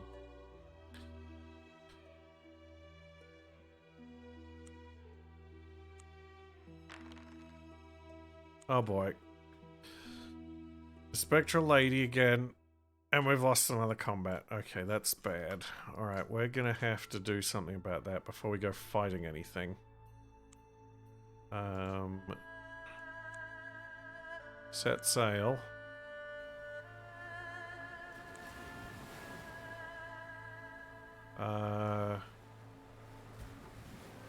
Wait, can I not? Oh, yep, I can put in at Mukogawa. Right, I can access my house stash here now. Market. Get rid of those. I still can't sell this. Don't know what I want to do with this crimson arrow. I know what I'm doing with the fan now. So I guess I can put that in my stash till I need it. And I can put that in there for now. Put the sword away. There we go. Cleared up a bit of space. Let's do quick save, and now we're going to head to the hunting lodge, try to get some of our combat back. We're fighting more badges. Everybody wanted more badges, so we're doing more badges.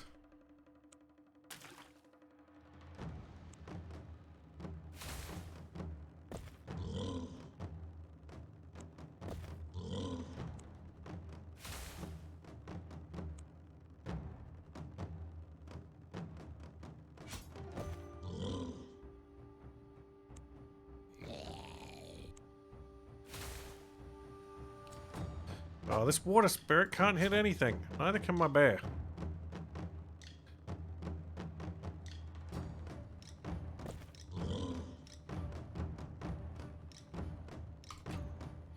Oh, that was not what I meant to do at all.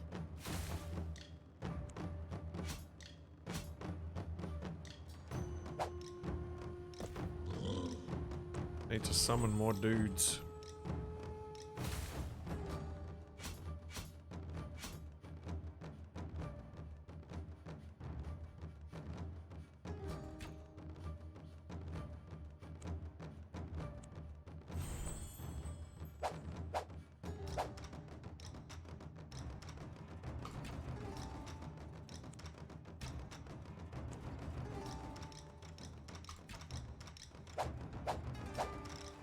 Ow, ow, ow.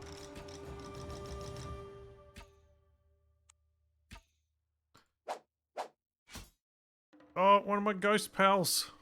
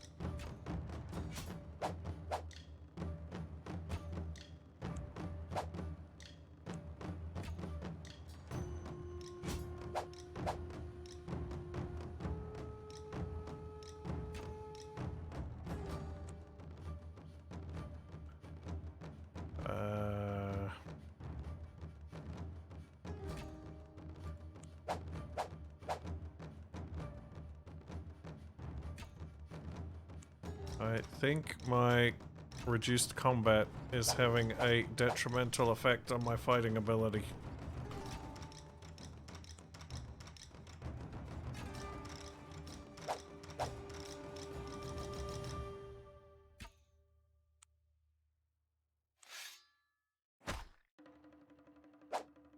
Although my sword is a fair bit more effective.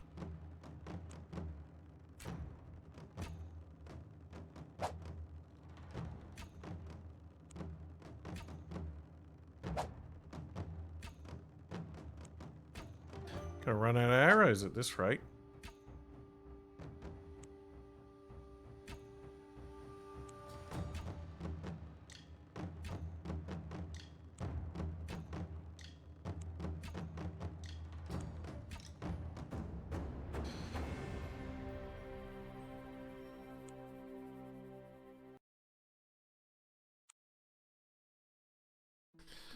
Alright, give me some combat back, please. I need it. What? Oh. Why?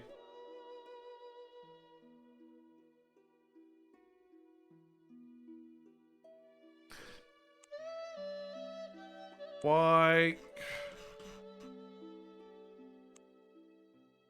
Well, buy a better bow. Is there a better bow?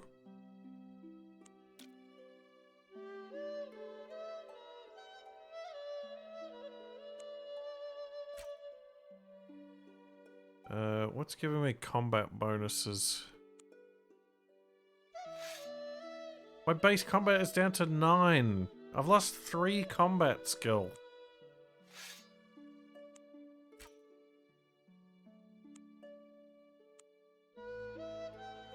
Oh, this is terrible.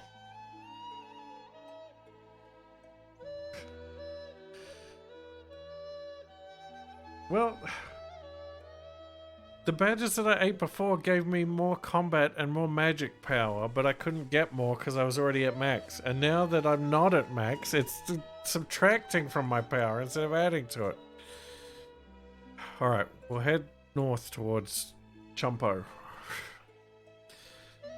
Above muddy rice fields where the water lies in pools as still as mirrors, dragonflies dance metallically in the sunbeams. This close to Mukogawa, you cannot go half a league without seeing parties of soldiers on horseback. All bear the white banner of the Moonrise clan. All have the hard-bitten look common to the warriors of the eastern provinces. Oh, wait. I don't want to do that. I need to head back to town first. Because he told me to go visit him, because I got the title.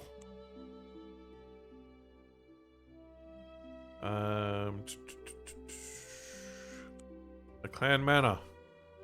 Mansion is heavily guarded, but I have the title of Hatamoto. You are one of the Shogun's trusted lieutenants and can roam the inner precincts unchallenged. Ranks of guards bow deeply as you pass between them along the quiet corridors. A servant waits in front of the door to your private apartments. Ooh, enter the apartments. Like any knight of Akatsurai, you are expected to live simply. Your room contains only a pallet, a low table, and 2 floor cushions. Maid has left a single flower in a celadon vase. You can rest from your adventures here, restoring stamina to normal if wounded. And I can leave my stuff here. Go see the Spy Master. Lord Shurioku is known as the Eyes of the Shogun because of the diligence with which he ferrets out secrets for his master. His greatest concern is not the coming civil war with the Starburst clan, but the ambitions of the White Spear clan of Yaramura. Yaramura is where we were before. Yaramura is up here. Up in the Great Steppes. I require you to undertake a mission on our Lord's behalf. Go to Yaramura, the magnate of the White Spear clan, that dog Kumonosu, has his eyes on our Lord's domain. Find out if his army would be any threat to us. Alright. We could do that. The Dog of White Spear. Should we... I guess we'll request an audience with the Shogun while we're in town. You cross the bridge leading to Lord Yoritomo's audience hall. Here he sits among his generals, absorbed day and night in planning the battle for dominance of these islands. I don't have any sealed letters. Yoritomo is as busy as ever, but he has time to greet you. I am concerned that Lord Kumonosu of Yaramura should not intervene in our struggle against the Starburst clan. Go to Yaramura as my emissary and advise him to stay neutral. Interesting. So I got to check out the status of his army, but also tell him to knock it off. Alright, I guess we want to set sail. We can sail our way up there. That was my original plan anyway. This is what happens when you go inline. Oh, Gojira Trench. Another monster movie reference. All is quiet.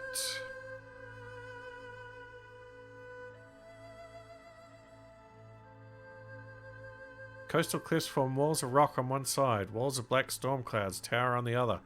Let's not get trapped between them, cautions the helmsman. That's a safe journey. Oh, I can't put in at the town here, though.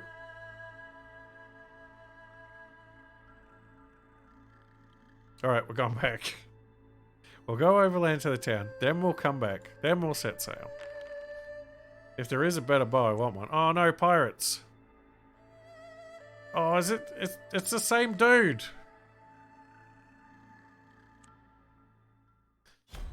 Wacko. I didn't see his name before. Was the other one called Wacko? It's a weird name for a pirate.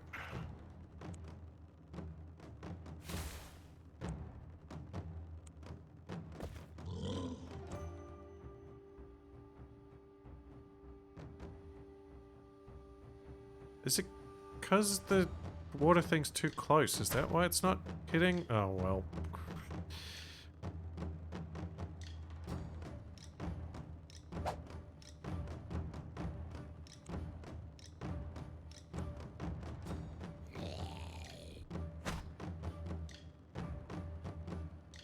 Is it 0% hit chance? That doesn't seem right. Defense 22?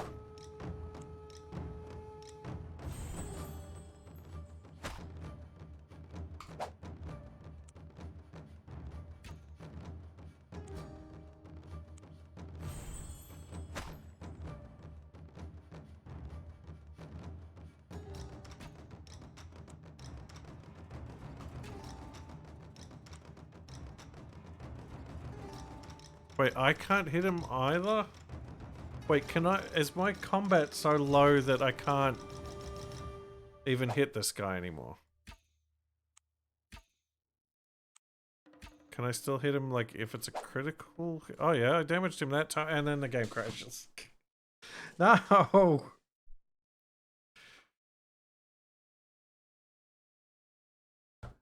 No, my whole PC crashed. Delightful. This is going just swimmingly. I mean, I knew it was going to be difficult. I didn't think it was going to be this difficult.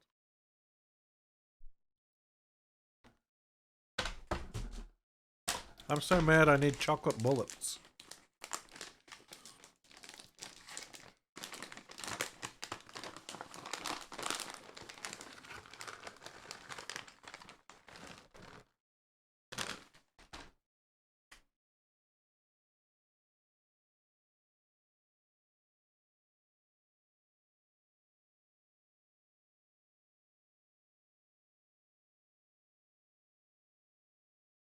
Come on, Steam.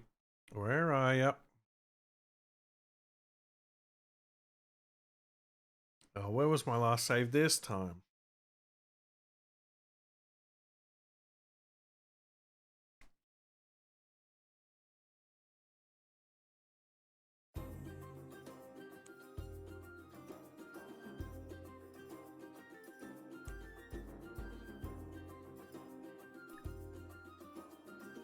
My PC crashed. Run away, you noobs.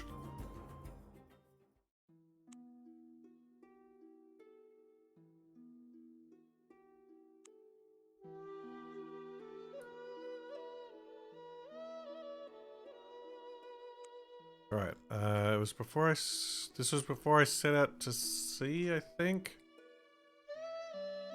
Ah, what? I didn't click that. Oh well, headed north. Untroubled journey. Jorogumo's parlor. You arrive at a wayside inn. A woman with a tiny baby slung on her back hurries out into the road to offer you a welcoming cup of green tea. Sure, let's check it out. The inn is run by a young black-clad widow who somehow manages her chores while also handling the half a dozen small children running all over the place. She charges only 1 shard a day. But I don't need any heals.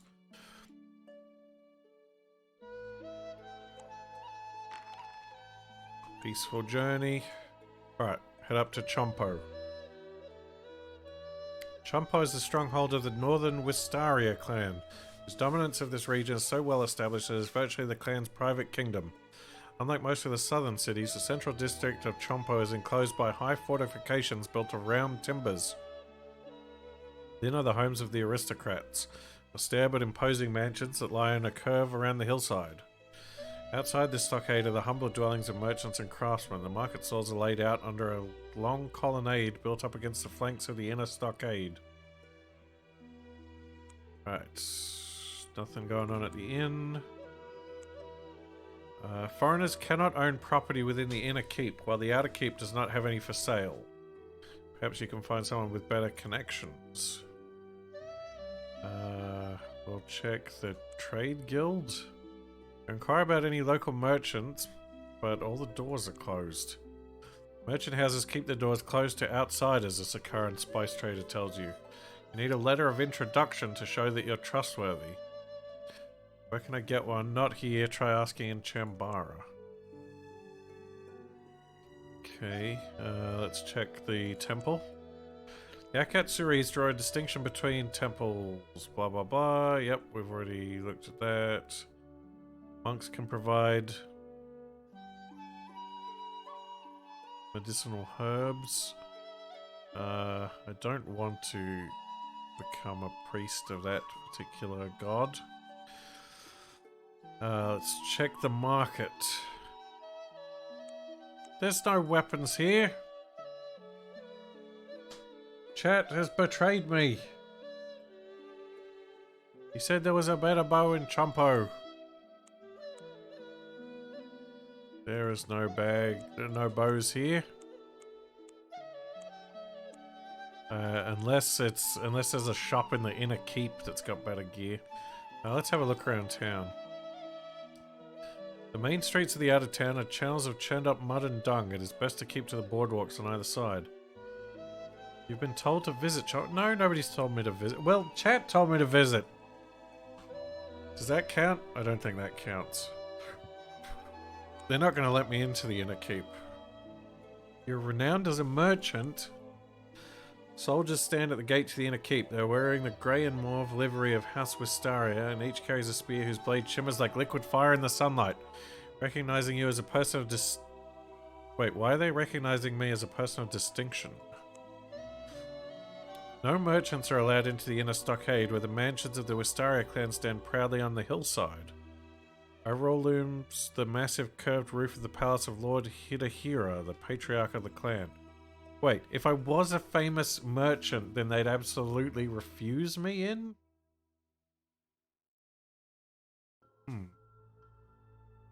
Let's visit the shrine. The shrine is lit by hundreds of candles, each illuminating a tiny niche in which there is a statue of a different god. You can make an offering of 25 shards if you wish and see what response you get. Keep in mind that you can only have one blessing at a time of each type, so your offering might be wasted. You can also buy wands from the sorcerer's booth, the side of the shrine. His stock is small but inexpensive. Make an offering. The gods ignore my plea. Oh well. Make another offering. Make another offering. These gods are jerks. It might be because I already have all the blessings though. Yeah, it might be because I'm the Hatamoto. Let's check the wands. Wands under spell are far from being mighty artifacts, but they're still better than nothing. In addition, you can offload some of your own matching gear that you no longer need. What?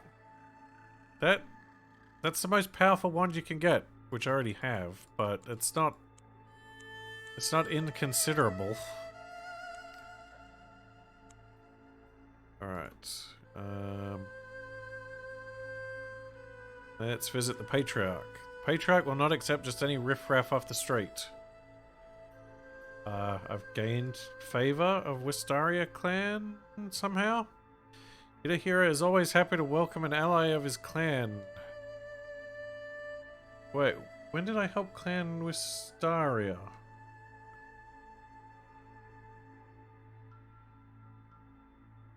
Foreigners cannot own property within the inner keep, but if you prefer a place of your own, Hidehira also offers to sell your house he owns in the outer city.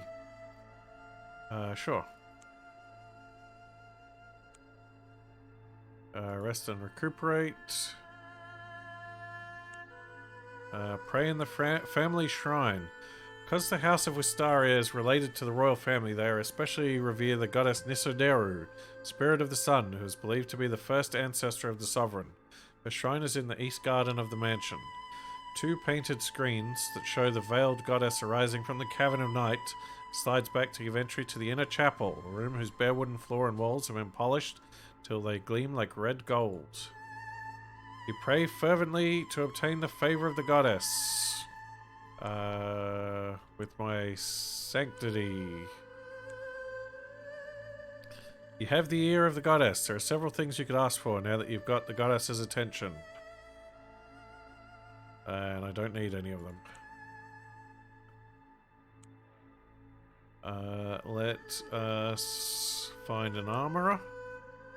The armory is run by the Thunderhead clan, whose members maintain a proud tradition stretching back 500 years.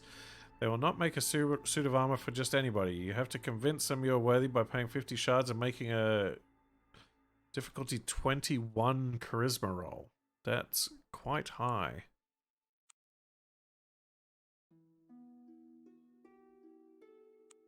Still got a reasonable chance. Double sixes. +2 for each ally. Wistaria, Clan, Kiyomori, and Yoritomo. Wait, which bonuses did I get? My charisma's 13. So I got 2. So I'm allied with Wistaria and one of those guys. The armorers will be honored to offer you their services, though not as much as to offer them for free. Order an exquisite set of armor. That's just plate armor. That's worse than what I got.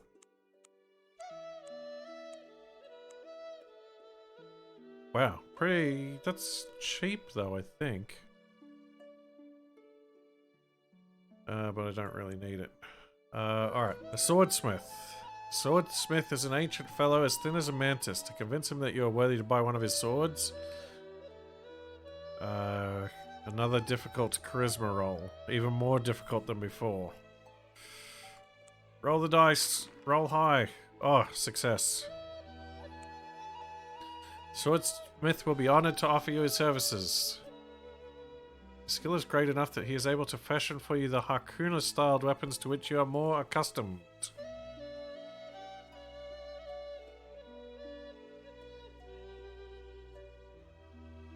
The warbow.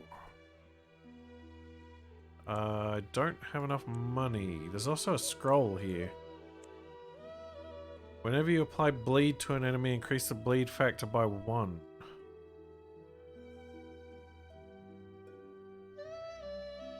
So, longbow is range 6 plus 1, damage 2 to 5. This is range 7 plus 4, 2 to 6. And it costs less to fire as well. That is quite a good bow. There's also shurikens. Only 4 range though. They can make things bleed.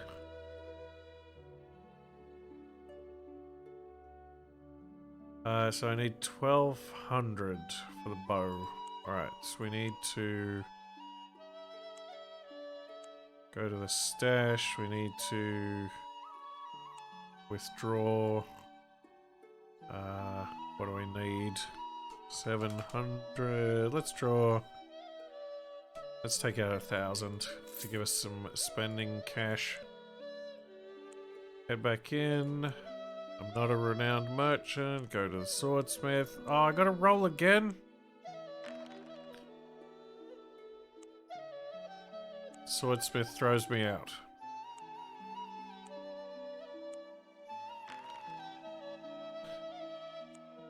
Alright, at least there's no real penalty other than a slight cost, so I can just keep attempting it until I get the roll. Alright, get the warbow. Yes. We shall equip that now. And sell off the old bow. Can't sell. Won't let me sell it, even though it is coming up as sellable. Oh yeah, arrows here are much cheaper too. Oh, I'll put the bow back in my stash, I guess. Alright, so that's +4. This one was +1. So that just about makes up for the discrepancy in my combat. So I just have to get my combat stats back up now. Somehow. Although apparently fighting badges is not the way to do it, so I'm not sure what I'm going to do about that. Alright, we're going to head back down to the ship though.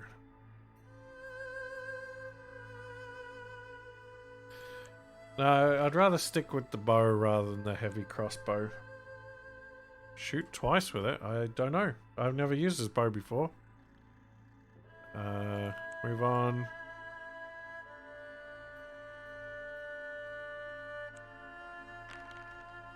Untroubled journey. Right, set sail. Wait, can I sell my cargo here? Not for much. Alright, we're headed north.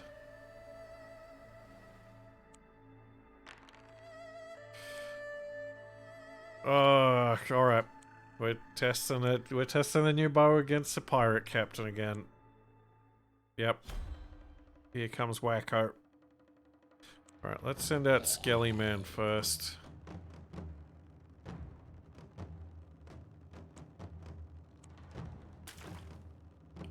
Back him up with the water elemental.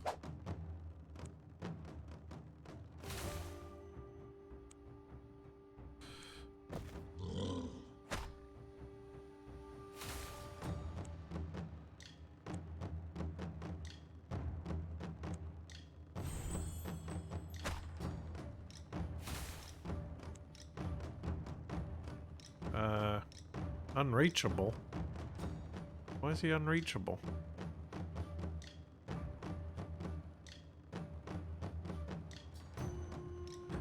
Oh, I've got my sword equipped instead of the bow. Because I changed weapons, it's defaulted back to the sword. Oh, that's not great. Alright, I'm just gonna have to hurl them into combat.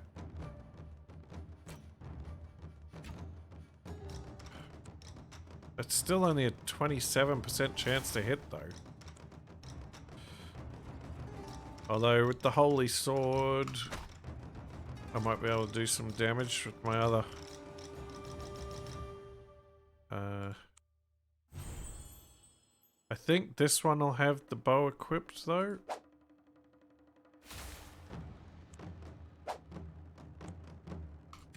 Yep, there we go.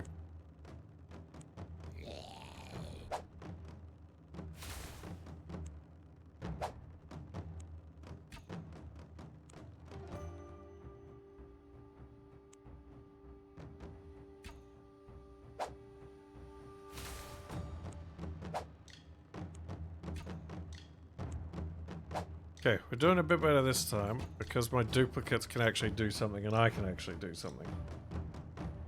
What? I can attack twice with the bow.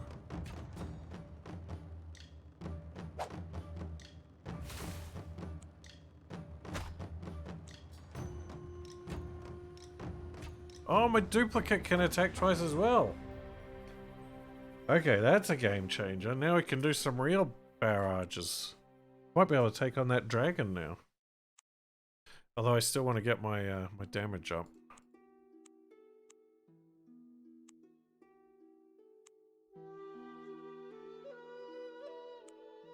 Oh no, what? Why? Can't I just sail away? Oh, alright, we'll head round this way.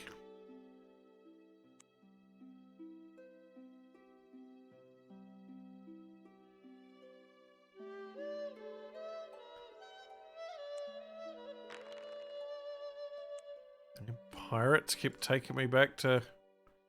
Oh, we'll head for Seppuku Strait.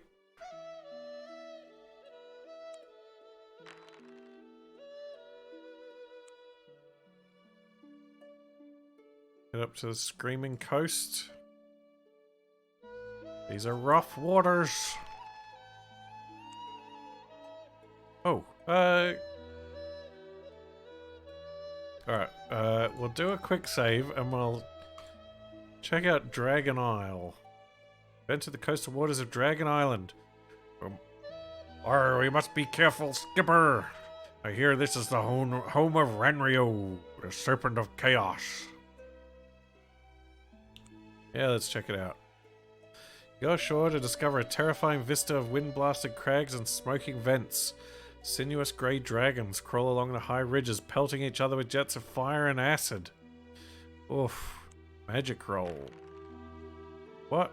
Fail? Double ones? Alright, I'm going to use a blessing on this one. Use a magic blessing. Roll the dice. That's better. I'm a super powerful wizard. The cool breeze on your face is at odds with this scene of fiery desolation. You pass your fingers across your eyes, muttering a charm to dispel illusions. The place that mortals know as Dragon Isle is in reality Horai. It is the home of the Sea Elves, who keep it veiled under a frightening illusion to deter visitors. You're able to see it as it really is, pretty green gardens dotted with crystal lakes and phantasmagoric woodland. The air is filled with perfume and sweet music, and the animals are so tame that they will eat from your hand. The Sea Elves come down to the shore to greet you, a carefree company in pastel silks with pale eyes and long hair that floats like golden mist on the breeze. They give you a fruit that miraculously allows you to recover from any injury. Also, your short stay in this land of wonder boosts your crew's morale, although they're already at maximum rank. And there's nothing else to do here. And I didn't actually get a fruit. Alright. Let's get out of here. We're going back to Yaramura. Oh. Oh, wait, is my golden hair not growing in the other floating island? Alright, we're gonna go north.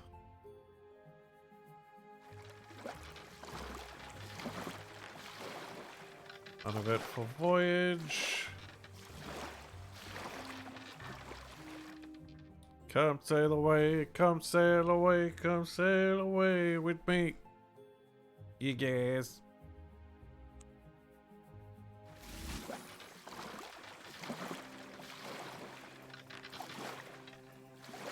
There's a storm.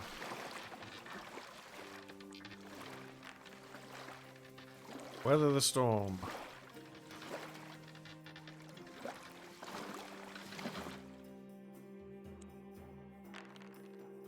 Another storm.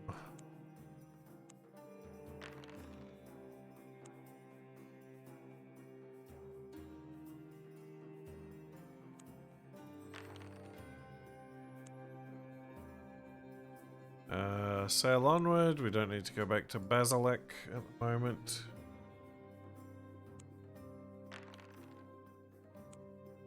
Alright, put in at Yaramura. Now, where's the old quest log? It's one of these things.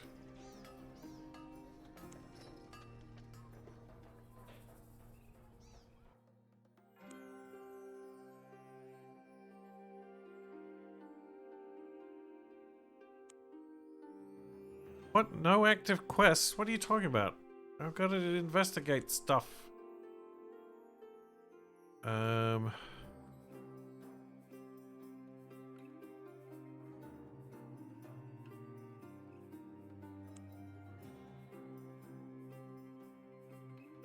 Let's see if we can sell some of this stuff here at the market.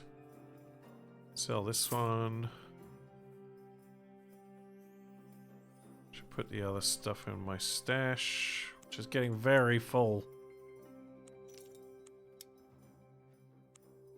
I've got so many pirate heads. I need to figure out what to do with the pirate heads. Could probably ditch some of these weapons I don't need. I wanted to keep them as backups, but we'll try the inn first. Nope, no rumors.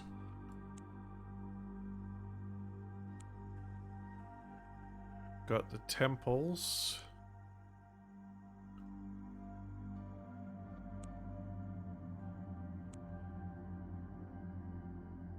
Right. Go exploring.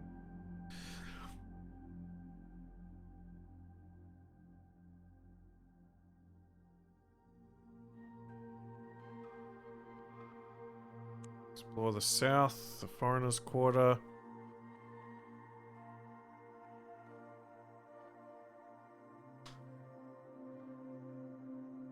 What? You find the house of Etla. Inside you come across a grisly scene. Etla lies dead across the table. His throat has been cut. He is clutching a note in one hand.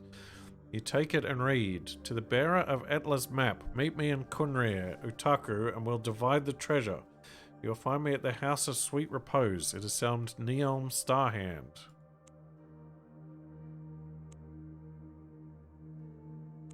Okay, that's interesting. Guess we got to go back over there then.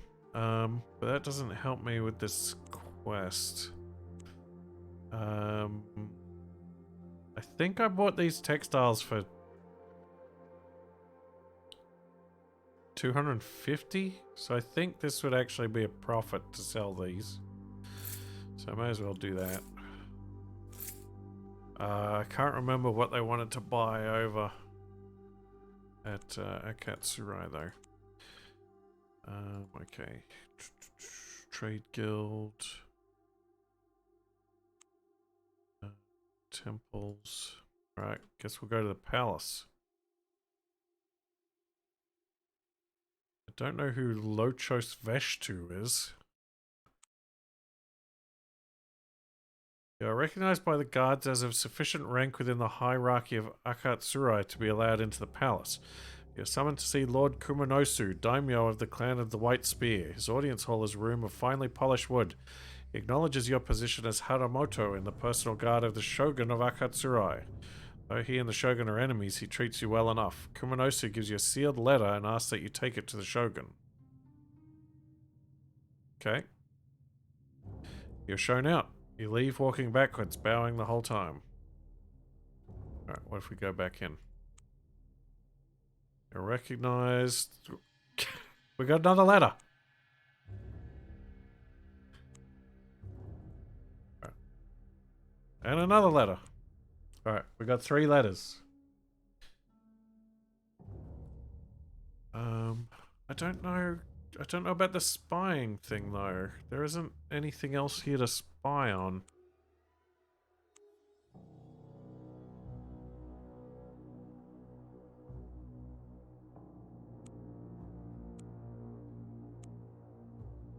I don't think I need any of this stuff unless I want to spell.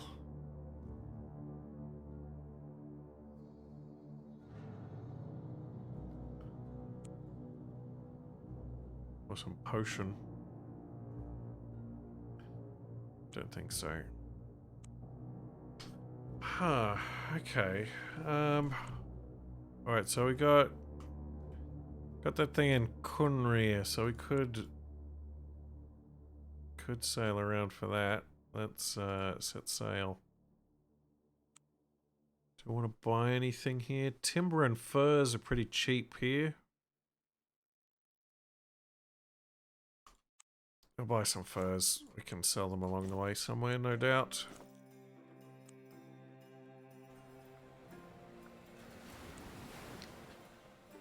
When I got the title of Hatamoto, I became a postman. That's what Hatamoto means.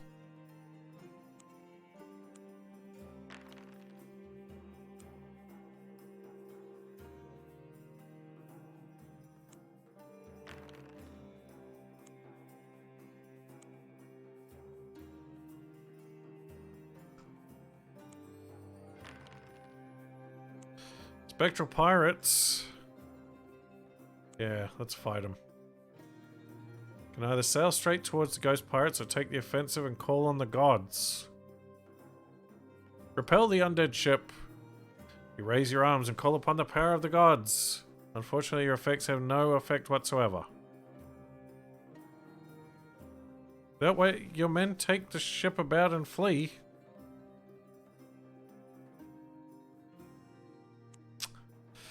Oh, crew, we could have taken them.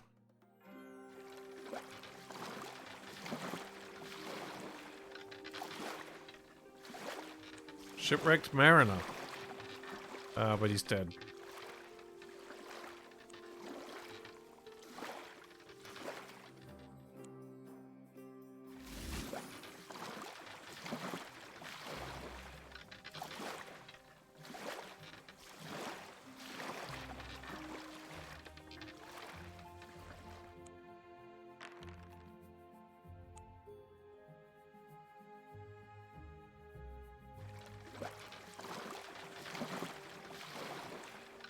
Uneventful voyage. A merchant ship. Merchantman appears to be from Golnir. It keeps well away from you, fearing piracy. Yeah, I'm a friendly dude. I don't pirate nobody. I'm a priest. Go west.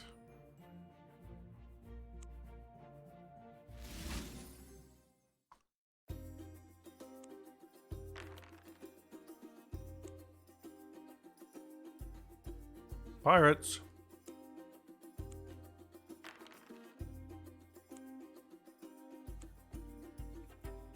Run for it, Marty. Uneventful voyage.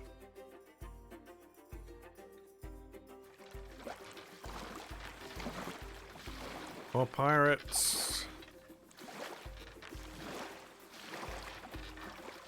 Can easily outrun these ones. The ones in Akatsura must have much better ships. Storm. It's fine. Keep going west.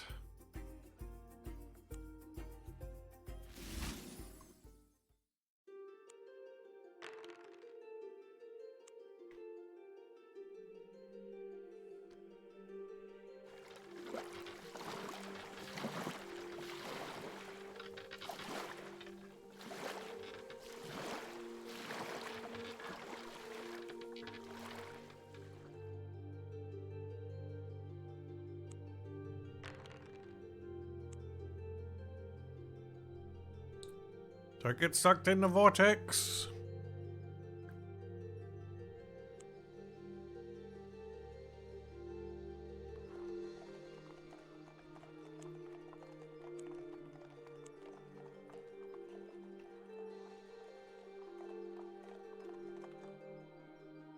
There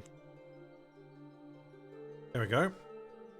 The House of Sweet Repose is a pleasant inn with a stately garden.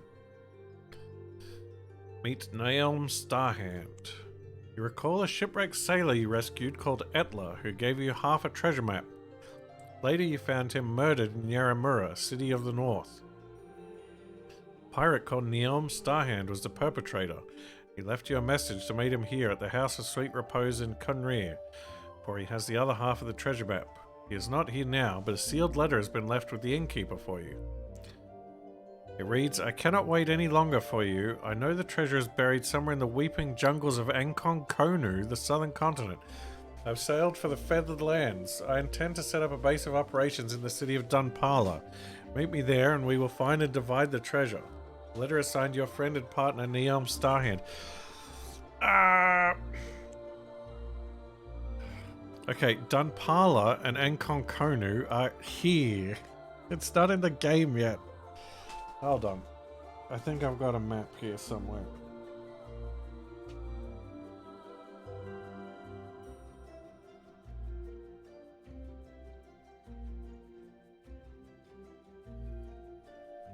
Okay.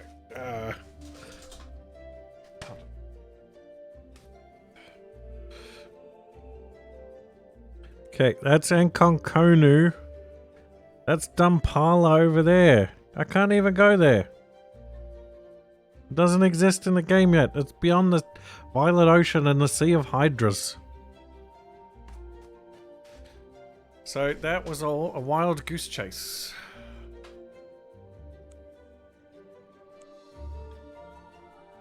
Alright, can I sell my goods here at least?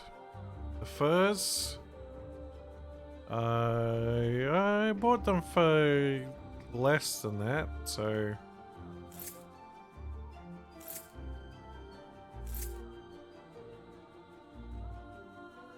Oh, spice is expensive here.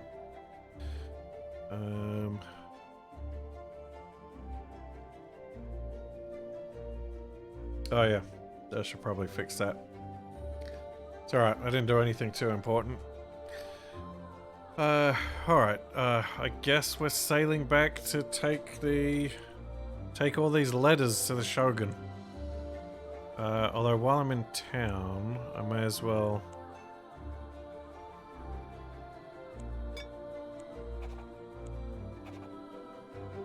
drop some of them in there, because I don't need to carry all of them around with me. Depart.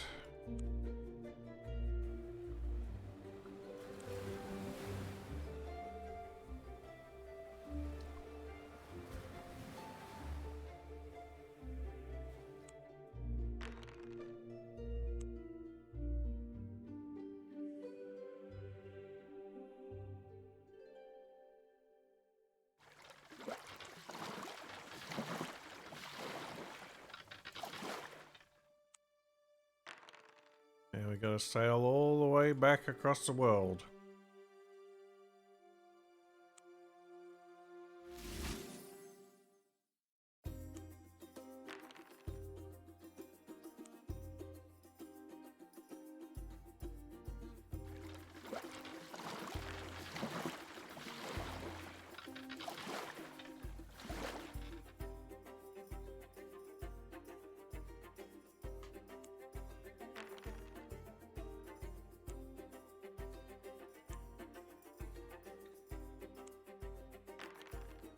Weather the storm.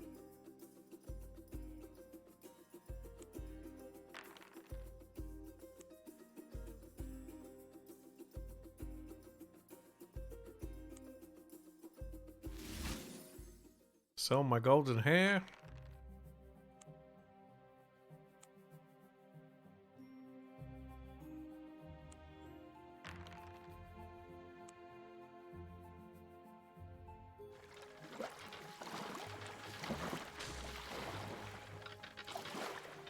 Huh. I wonder...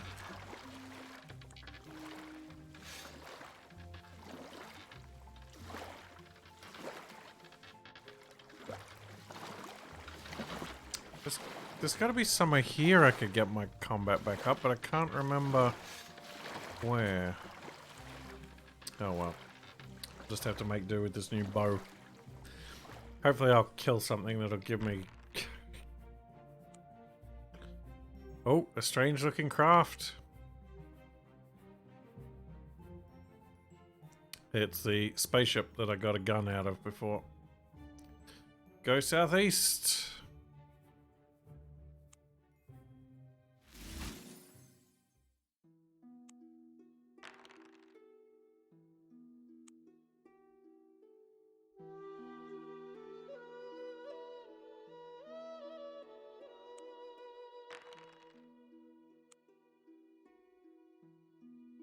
Alright, this time we're heading around the north.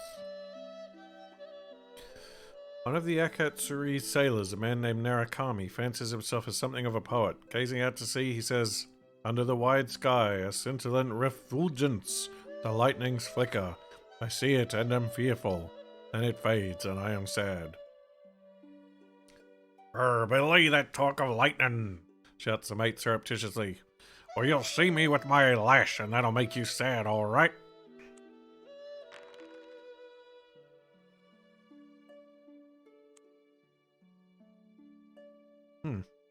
We can put in it Narai. Dusk is falling as you come into the harbour city and there is a nip of frost in the air.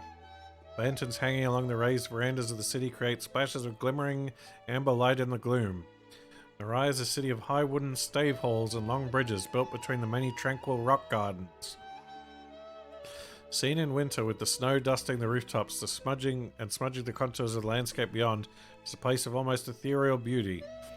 Browsing around the many tiny shops and market stalls, you soon discover that Narai is the sort of place you have to haggle if you want a bargain.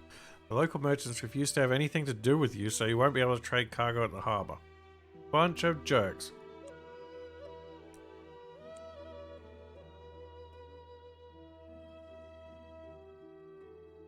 Anything good in the market?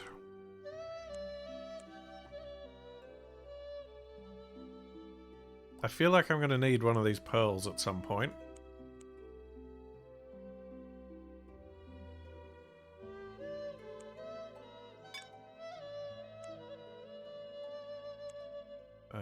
Get a secret stash. And put the pearl in it for safekeeping.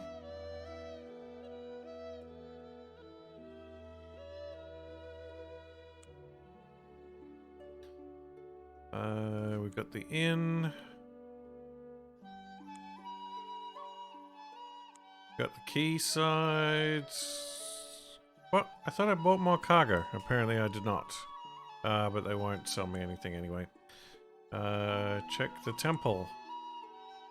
Nope, that's all normal. Okay, nothing much going on here then.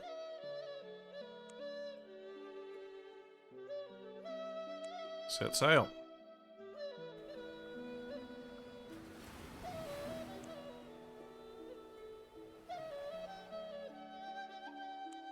Will we get that lightning this time? No. We sail to the Quito Bluffs.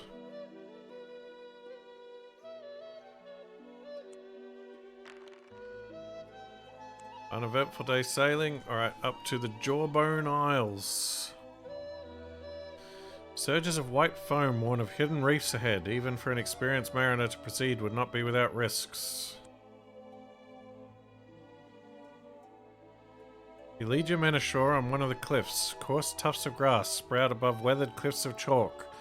A few ungainly, flightless birds glare with disapproval at your insolent invasion. While your men go off to replenish the water supplies and catch a few birds, you stretch out under a shelf of rock. The lulling sound of the waves makes you feel sleepy. But just when you're on the point of dozing off, a paladin in black and yellow livery appears and greets you in the name of his queen. You look around for your men, they are not in sight. The paladin asks you to accompany him to see the queen. Let's see the queen! You're taken to a high gabled wooden palace whose airy halls are patrolled by hundreds of magnificently armed guards. How can you have failed to notice it as you sailed in? The paladin takes you to the throne room where the hubbub of courtiers' chatter gradually subsides as everyone notices your arrival. The queen sweeps forward, her resplendent skirts of gold-laced black silk supported by a group of identical ladies-in-waiting. She tells you that her realm has lately been menaced by a terrible dragon. She has heard of your heroic reputation and asks if you will slay the dragon for her. Well, we gotta help if there's a dragon. The dragon has entered the palace! Screams a footman. The courtiers fly to and fro in a panic while you marshal the best of the paladins and lead them down the long staircase. The dragon squats in the vast hall below, chewing the palace's valiant defenders in its jaws. Its head alone is longer than your ship. You give the order to attack, leading the paladins down the staircase in a reckless charge. The dragon bares its fangs and spits venom. You quickly realize this is one combat that can't be won by your martial skill alone. You try to rally the paladins and direct them in a concerted attack. Charisma fight. Dodging and hacking, you battle the dragon without a thought for your own life. The paladins join in too, swarming across its body and piercing its scaly flanks with their spears. It is a hard fight, but at last the dragon lies dead. We shall not forget your valor this day, says the queen. Henceforth you will be known as the mightiest of our champions. Your feet are oddly cold. Okay. You wake up to find your feet in a pool of water. You must have dozed off on the beach and now the tide has come again. The maid is bending over you. Were you having a dream, skipper? We ought to be getting back aboard. As you row back out to the ship, one of your crewmen mentions how he spent the afternoon watching a swarm of wasps fight a snake that was trying to get into their nest. For a fleeting moment, it seems to evoke a familiar memory. You give the order to weigh anchor. Wait a minute. That wizard down in the south, he sent a bunch of wasps after me, and it said something about the queen.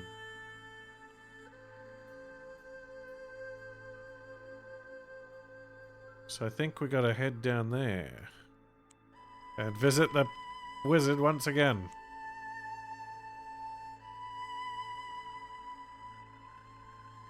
Then maybe we'll go after the dragon again.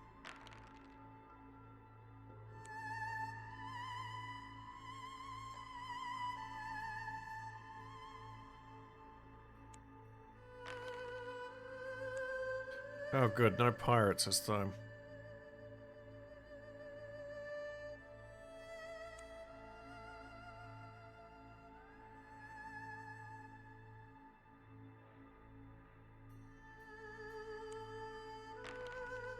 Oh no, it's the pirates! Grr. Get out of here, wacko! How many times do I have to kill you?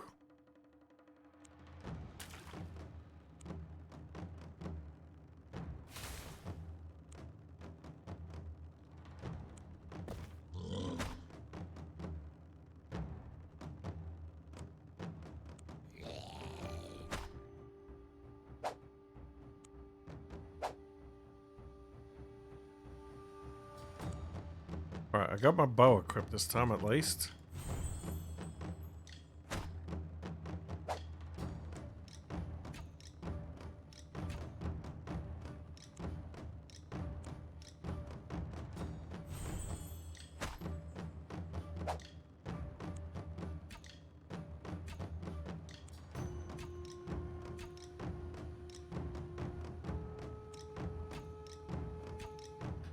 Oh, double shots on the bow. That's a game changer. Holy moly. Oh, we made quick smart work out of him. Even with the high chance to miss.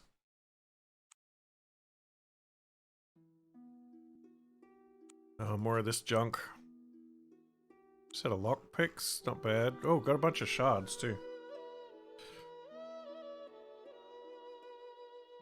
Oh, but whenever I fight him, I end up back down here again.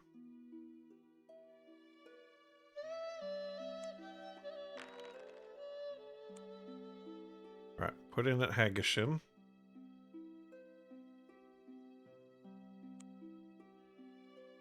Sell off the armor and the lockpicks.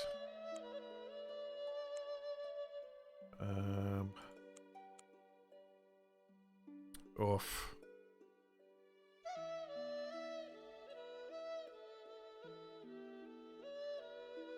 Alright, what am I gonna clear out? What can I sell? I could probably sell a mandolin. I think I was holding on to it for sentimental reasons though, but I can't remember what they were. Got all these potions. I mean, I'm never gonna use scouting potions. Can I sell them?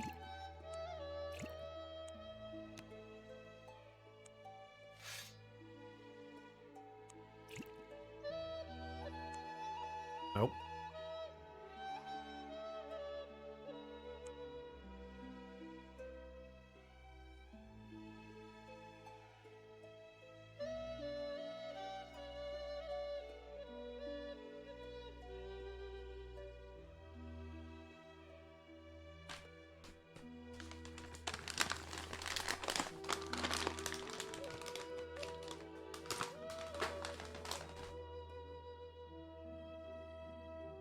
Ah! Dropped the bullet.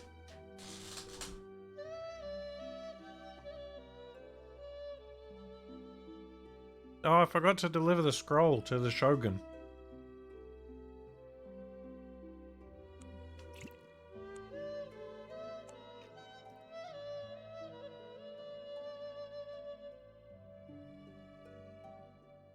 Alright, what am I going to be likely to sell? I might be able to sell that.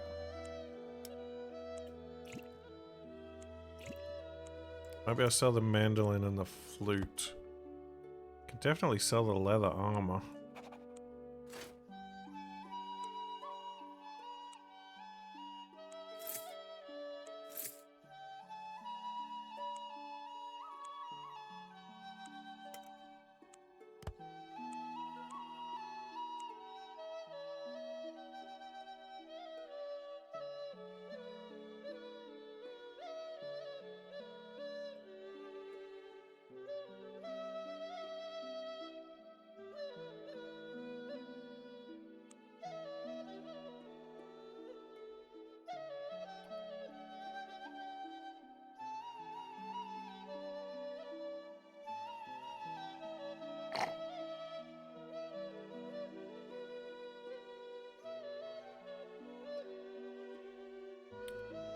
Oh, actually, if I take a potion of strength before I fight the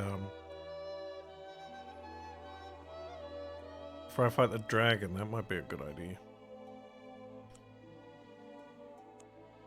All right, let's do a quick save. Let's see about this wizard.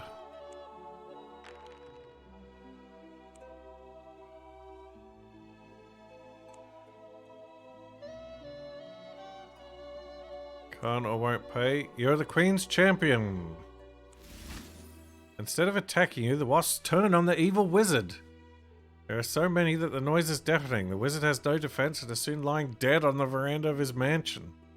The wasps rise into the air and go swarming off to the northeast. Inside the mansion, you find a celestium wand, a fretwork key, a green gem, a scarab amulet, and a bottle of fairy mead. Fretwork key. Green gem.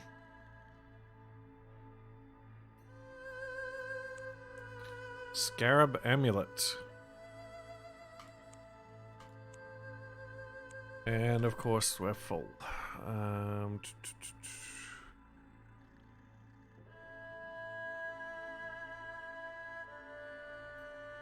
I guess I ditch some arrows? Question mark. Since I can't equip anything in this... Oh, I can equip my climbing gear in it. I can take everything. Right, now what happens if we go back and see the wizard?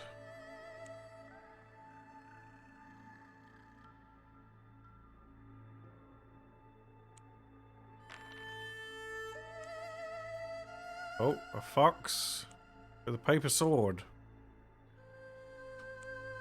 Do I want a paper sword? No, ditch the fairy maid. Drop. Might be able to do something with paper sword.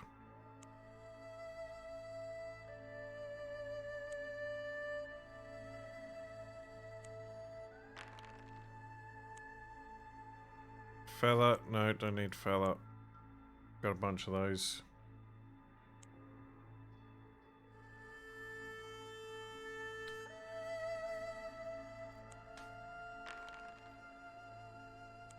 You think I needed a scarab amulet for a quest I already did? Oh yeah, I vaguely remember something like that. Wizard's Mansion.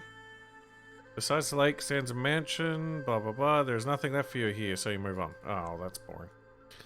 Alright. We gotta go...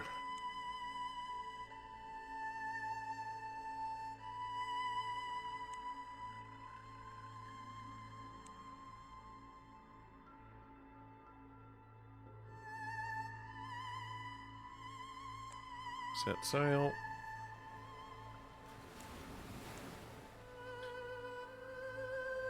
Oh, wait. No, I need to drop... Oh, wait. Oh, my inventory! This is getting ridiculous. I can't sell any of this stuff. Alright,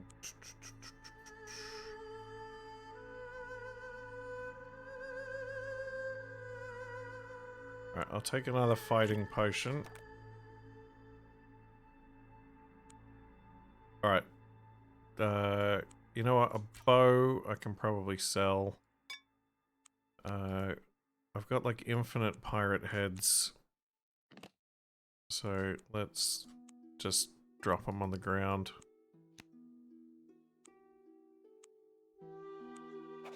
Keep the paper sword because it could be useful for something.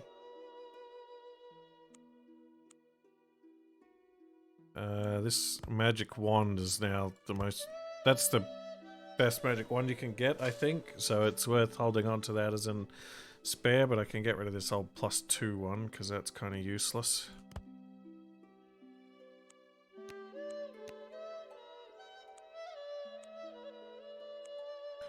Drop a bunch of pirate heads.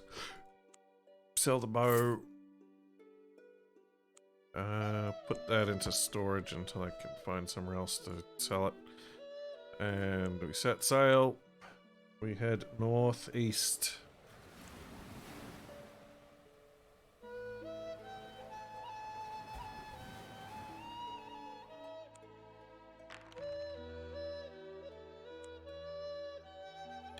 Wait, it said that this section of sea was Ryujin's Moor, but I thought Ryujin was the name of the dragon that was meant to live on Dragon Island.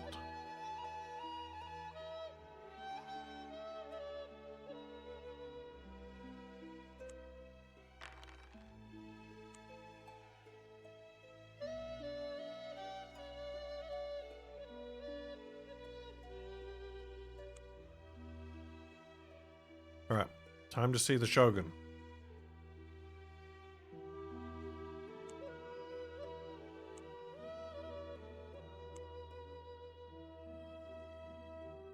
I didn't bring the letter with me. What? What just happened?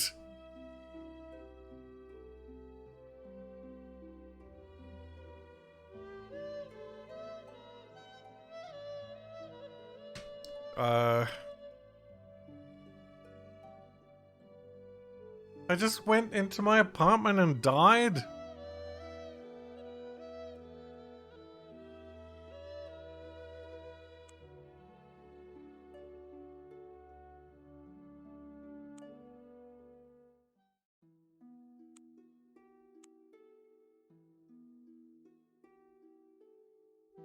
Alright.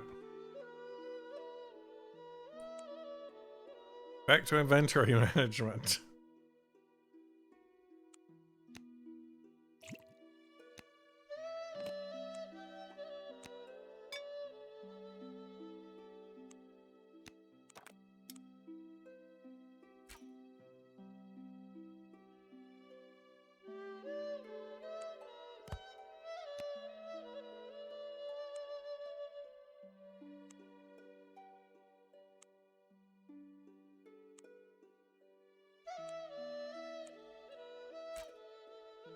No, not that. I want the shop.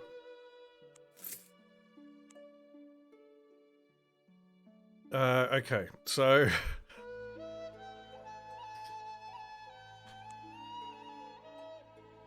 so I need one of those ladders. Grab that. Leave. Save. Set sail.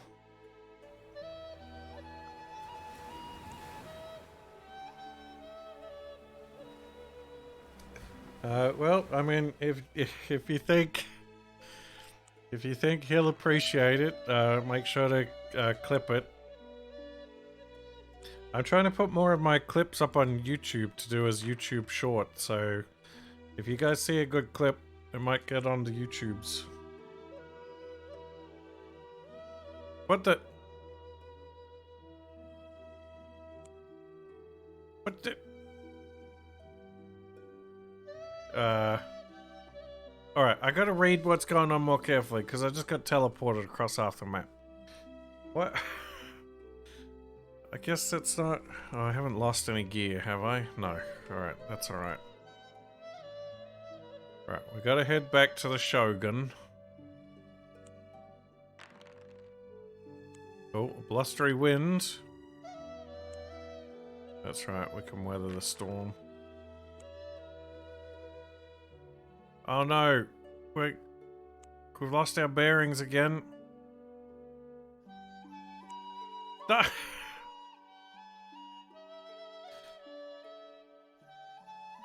Alright, let's sail up this river. Why not? Oh no, that just means we can just dock our ship there. The portents come to nothing.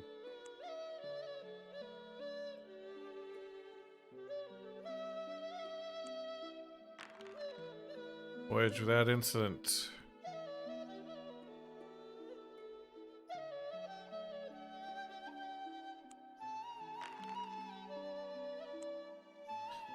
You know what?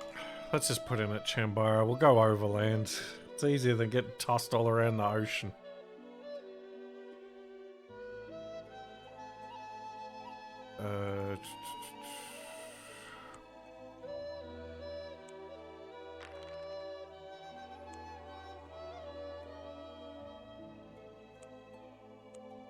Help the old man again.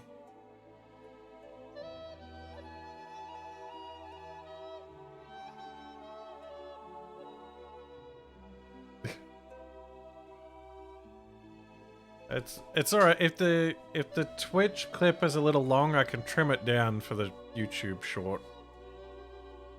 So don't worry too much about that. As long as it catches like whatever the funny part is, that's the important part. Alright. Quiet journey. Back to hunting lodge. No, I'm not gonna fight any badgers. Alright. We're back in Mukogawa. Do a quick save. I've got the scroll. The ladder. Alright. So I go in the manor. I've got the title. So what happened when I entered my apartments? Lord Shurioku and his men are here. You can tell from their angry looks that this is not a social call. Shurioku turns the evidence in his fingers. His gaze is like acid. Why would you have this unless you are plotting to... What evidence? What are you talking about? Why would you have this unless you're plotting against our master the Shogun? Now I'll see you get a traitor's reward. You're taken out into the courtyard and beheaded. Your adventuring days are over. What? Okay, I feel like I'm missing a step here. Alright. What happens if we go straight to the Shogun? We've got the letter. You hand over any sealed letters that you have. Yoritomo reads quickly, a derisive smile playing on his lips. See this calligraphy? He snorts. This is how I know that Kumanosu will never amount to anything. He writes with a barbarian's hand. Your reward is not in the form of cash, which would be an insult to any proud Akutsuru's knife. Your lord gives you a katana.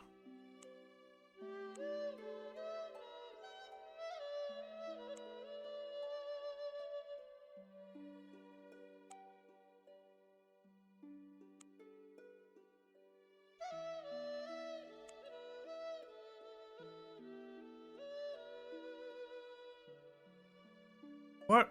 I could have sworn I accept... Wait, did... Oh, did I... Did I, like, not accept it in one of the resets?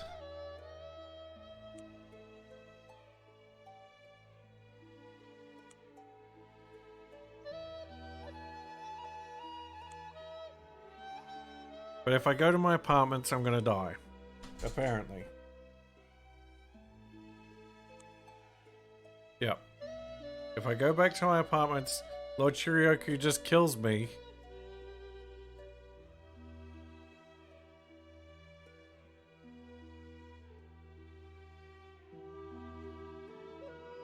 I don't understand what's happening there. Why is he doing this?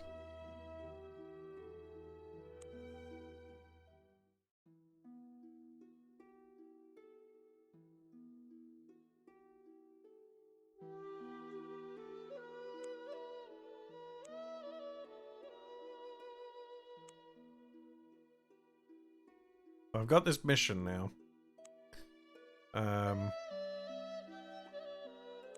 Now, I could... There might be a way to expedite this process.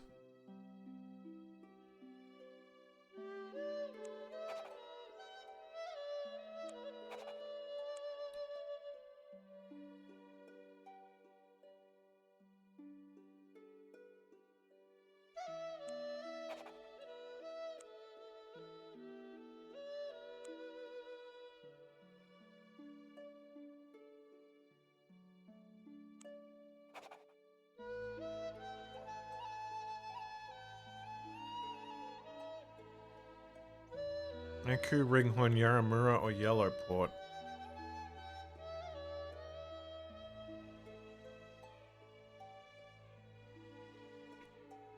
I thought I could use that to transport from one of the cities here as well. But it might not be updated in the tooltip. I think I have some other ways to teleport as well, though. I have the Rod of Teleportation. It's only got 2 charges left. I've got these recall spells that'll take me back to my castle.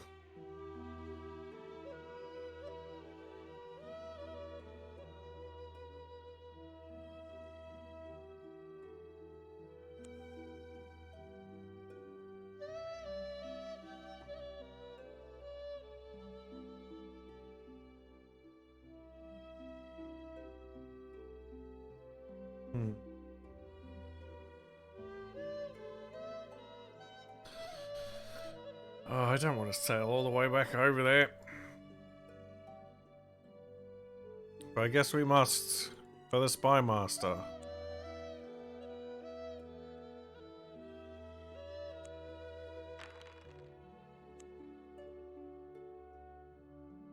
And then we'll go fight a dragon.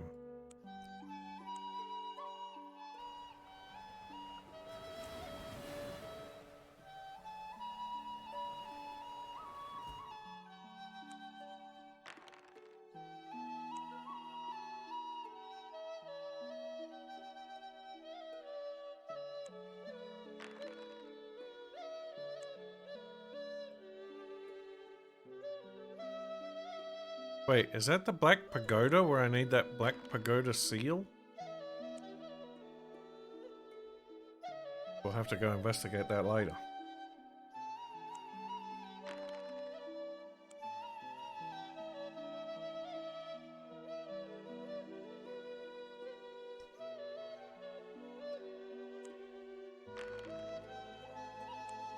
The wind. The storm. Oh, where's it gonna dump me this time? No!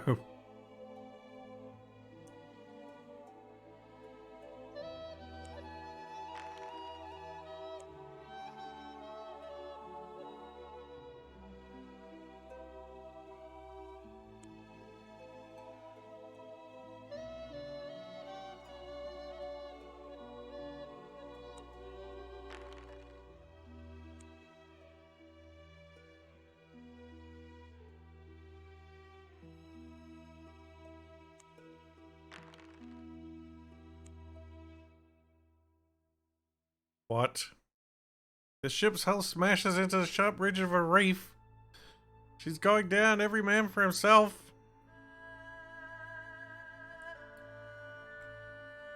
Somehow you manage to keep your head above water. You swim until you have no strength left and there's only determination that keeps you going. A ship heaves into view, you raise your arm and give a feeble cry. By some miracle you are spotted. You're hauled aboard wrapped in blankets and given a bowl of hot soup. You've been rescued by merchants from Matricians who will drop you at their next port of call, Mukogawa. No, my ship! I've got some chocolate bullets. And now I'm back here again.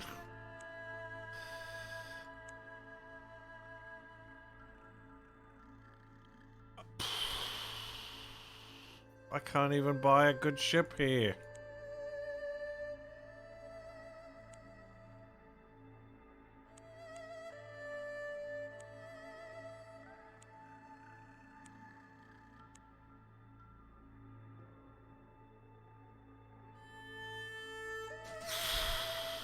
I can't even get across the Toho now.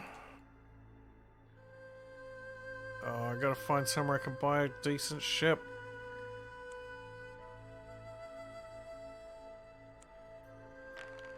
Oh, my trusty ship. You strike up a conversation with a hermit who you meet on his way home. His name is Jobutsu. Cannot help noticing that he has very courtly manners, which he explains by telling you how he was once a nobleman at the capital. But I was undone by pride, he says. I came to the sovereign's notice because of my musical skill, you see. One day I was asked to play a very ancient flute that had been handed down through the generations. Alas, I did not think to examine it before I started to play. It was full of dust because it had not been played for so long, and so I was reduced to a coughing fit. Unable to bear the shame, I retired from court and came to live out here in the countryside. Fair enough. Alright. Ships. Yep. I need this galleon.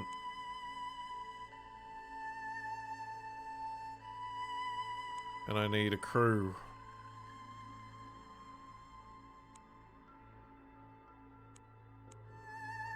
Upgrade, upgrade, upgrade.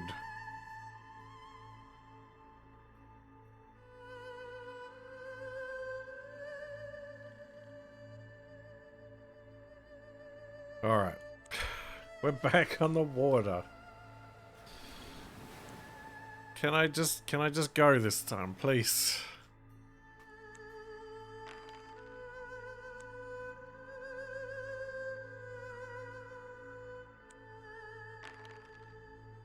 And I do like the mysterious soundtrack. It's got that going for it. All the murder, not so much.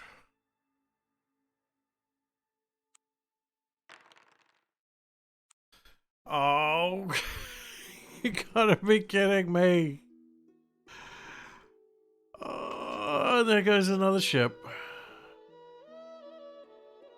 Oh, but I'm back in Chambara this time.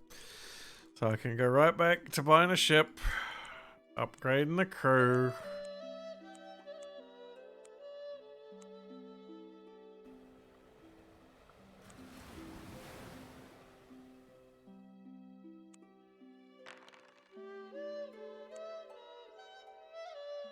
I can't even go around it. I just have to hope that I get the right dice roll.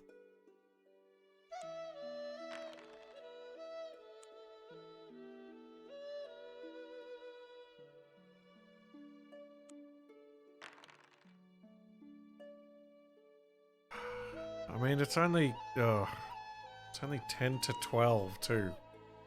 Pretty low odds. No, I probably should have used a luck blessing. It's probably cheaper than to buy all these ships. Oh, not the wind again. That's it. I'm using my protection against storms, so I don't get blown across the map again. I'm trying to be a spy.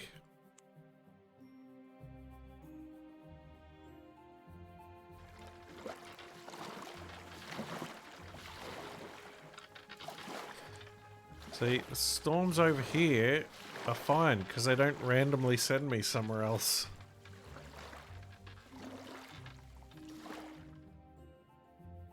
Sail on, mateys.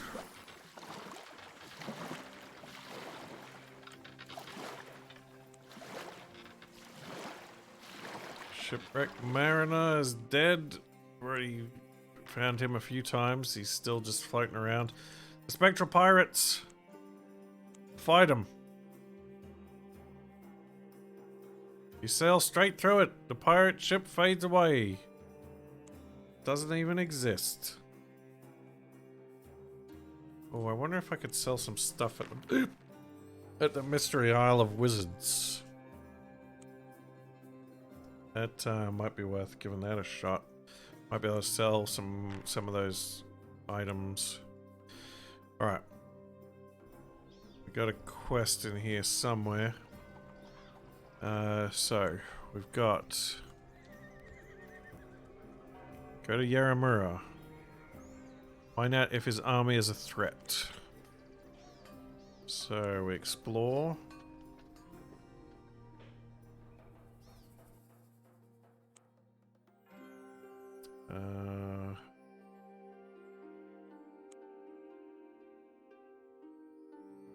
Or we could explore the thieves' kitchen.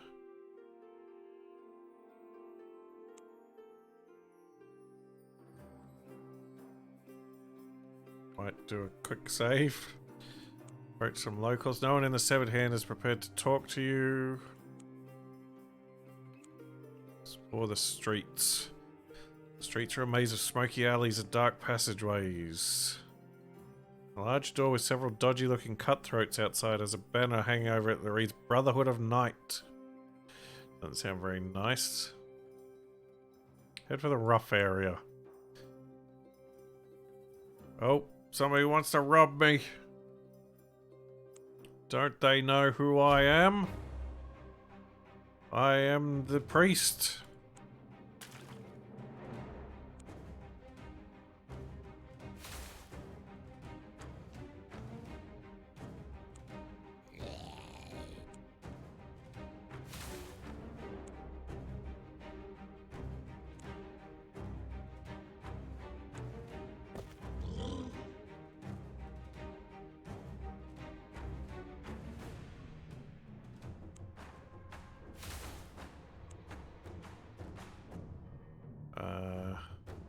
Can't get Skelly Man around to fight this dude.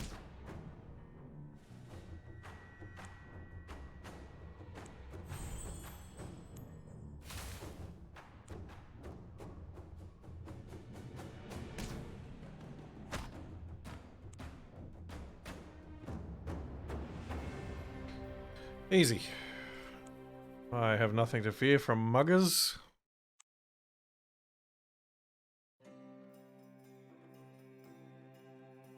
Oh.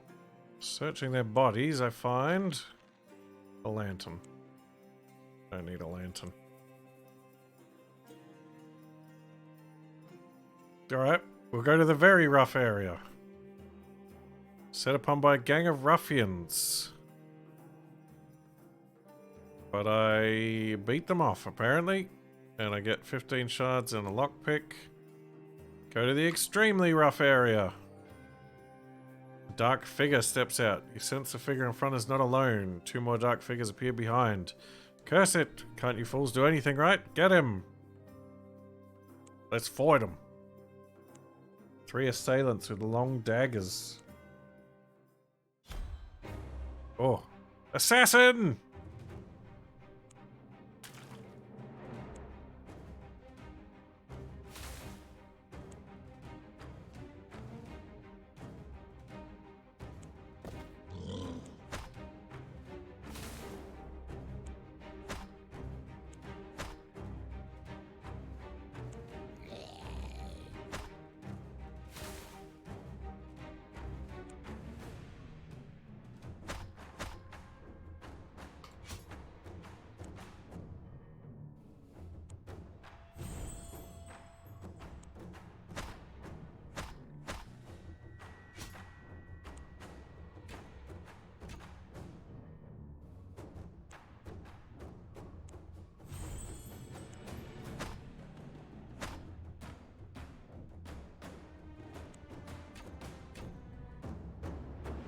Take that, assassins!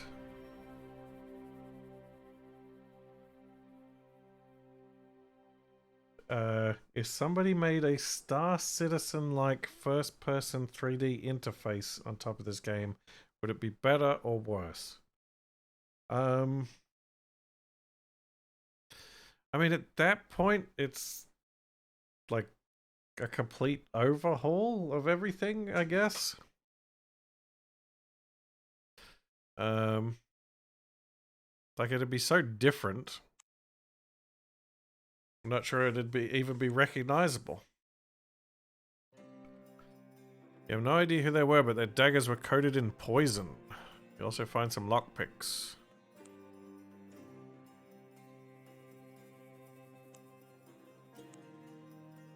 And my inventory is full.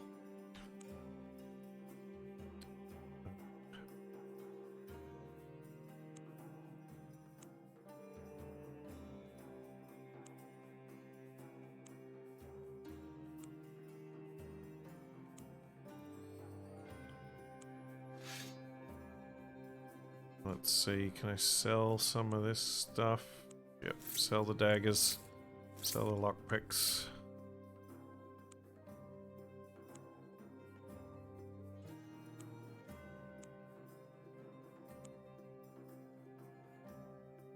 Oh, I can buy Tatsu Pedal for 9,000 here.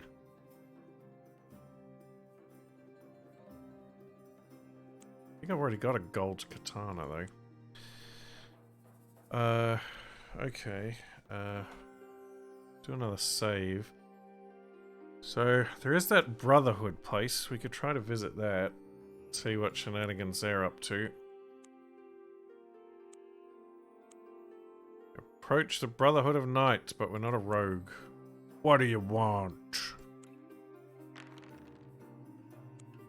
Thugs guarding the entrance to the building look you up and down.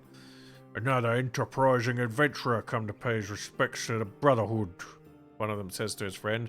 They laugh, but nonetheless move aside to let you through the door. You've entered a long, dark and shadowy hall. Torches set into brackets on the wall give off a flickering reddish light. At the far end, sitting behind a massive oaken table, are 5 cowled figures. The one in the middle throws back his hood to reveal a shiny black featureless mask.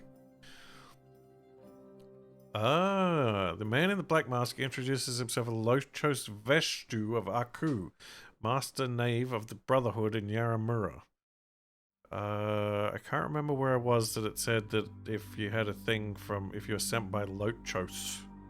To join the Brotherhood, you have to pass a test. If you can sneak into the private bedchamber at the palace of Lord Kumanosu, Daimyo of Yaramura, you will have proved your worthiness to join us. And what do I have to steal, you ask? Oh, nothing. That would be rather unwise. Just prove that you are capable of getting in there unseen. That will suffice. How will you know whether I've done it or not?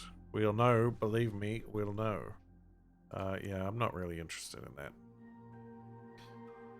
I've done all that stuff. I guess we gotta go visit the palace.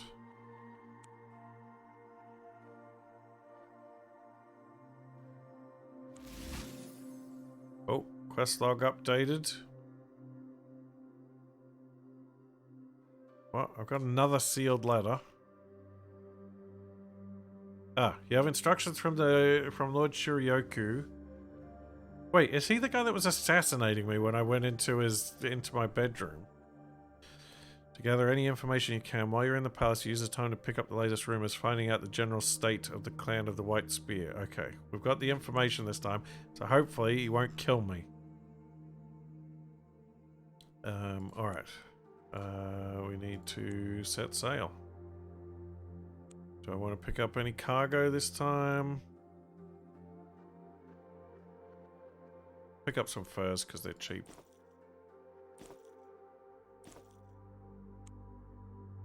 100 gold a pop isn't too bad. Oh, and I need to go to the Wizarding World.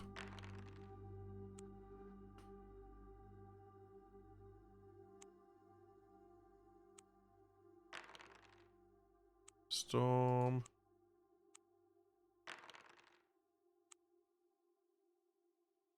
Sail onward.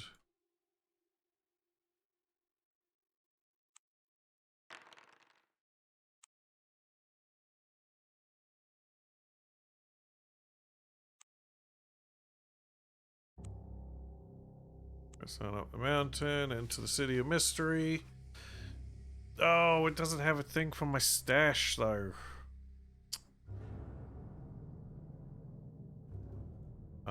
Yeah, and they will buy this stuff here.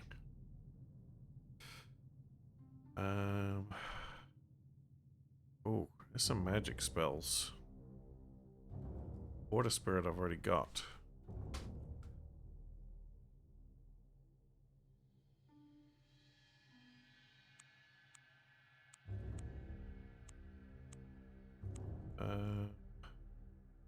I can sell potions here, but they're only like 10 each. Which isn't really worth it.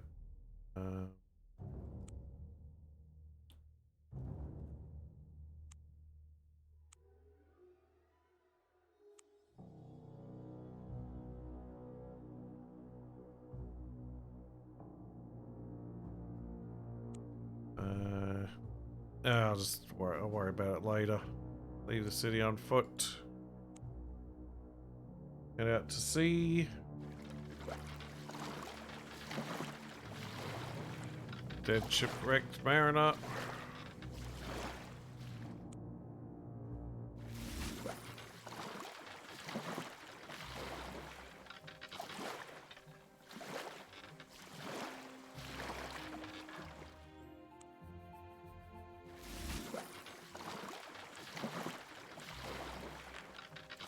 Wait, oh.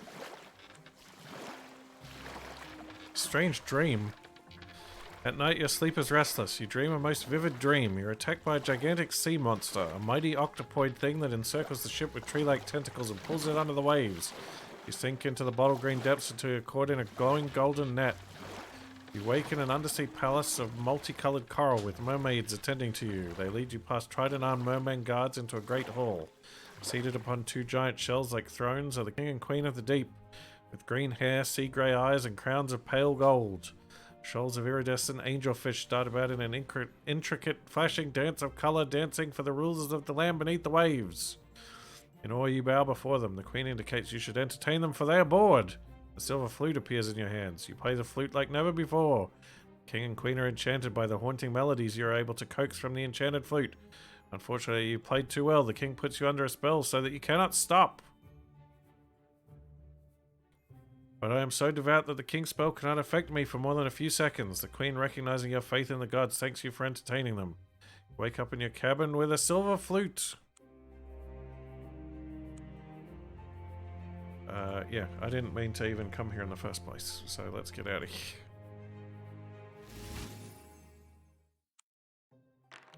I need to go east.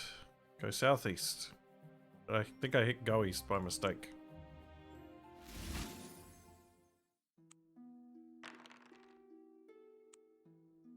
Okay, where am I going now? I have to get back to there. We'll go across land rather than try to sail around. Oh dear, the fury of heaven. A storm!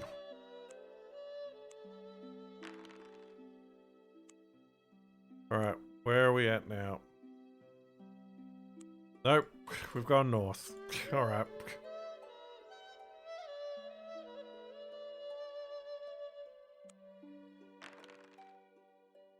Safe journey. Alright, well, we wanted to go this way anyway, because I have to cross to Toho.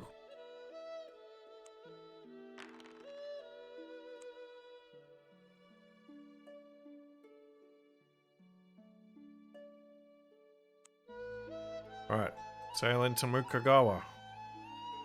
Save.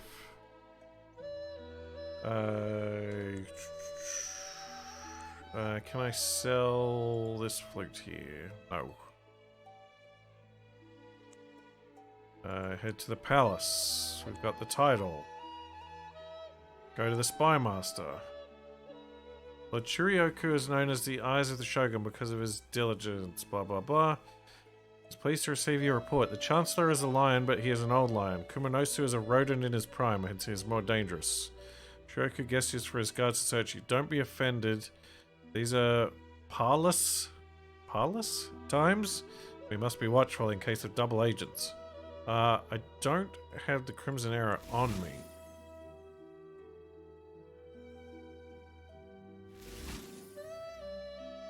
Shuriku presents you with a reward, a pouch containing 350 shards. Well done. Espionage is never a pleasant business, I know, but this gold will sweeten the aftertaste of treachery. What? Huh. I wonder what he would have done if I'd had the arrow on me. Good thing I put it in my stash, I guess. Alright. Will he kill me when I enter my apartments now? Yes. I am still very confused.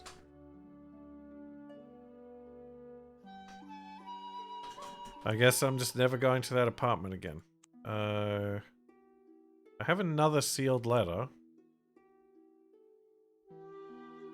This time he gives me a Lotus Talisman. Which I can't sell here either.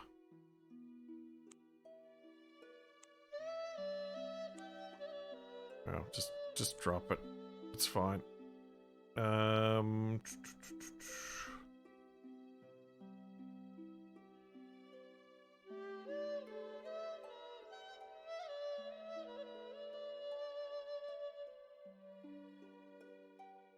Alright, drop.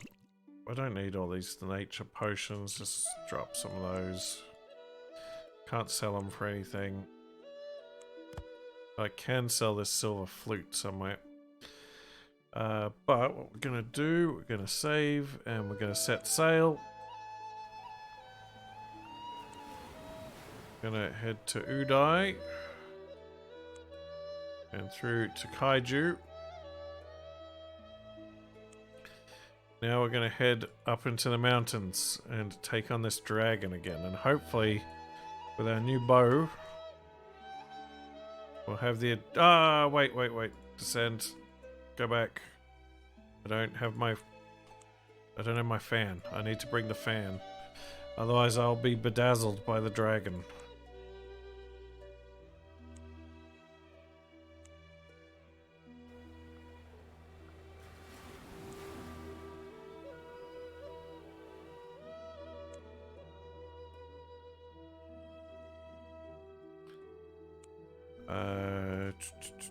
There we go. Iron fan.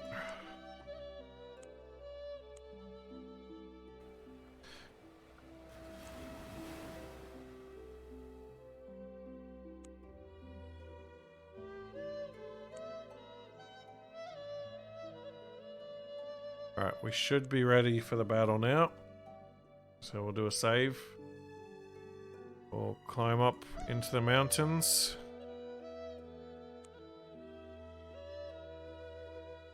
Alright, now I think I drink the potion. And I have the iron fan. So we fight. So I should have +1 for this combat. So, between that and all my summons...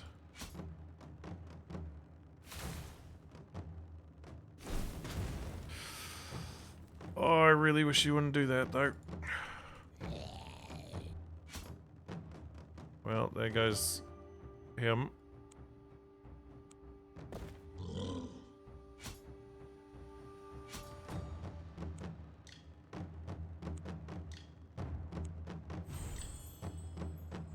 I've got the right weapon equipped this time, thankfully. Some good hits with the bow. Don't breathe fire on me, you daft dragon.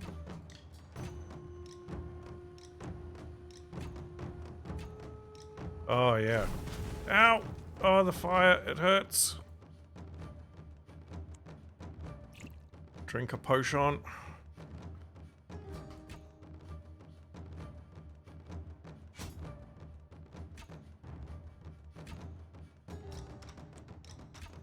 Oh, we got him, but it was close. Oh, those fire blasts. Painful. Very painful. You slay the hideous beast. Oh, what? Recall what to do upon a dragon's death. Search the lair. Enter the long hall whose walls sparkle and gleam. The dragon's throne is a long stone bench against the far chamber. Treasure lies in great heaps on the polished white tiles. You fill your haversack with 1,000 shards. I don't have a quest for a scepter. Alright.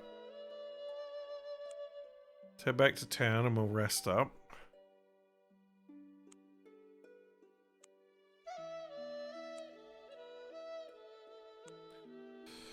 Do another save. We'll see if anything changes when we go back up the mountain.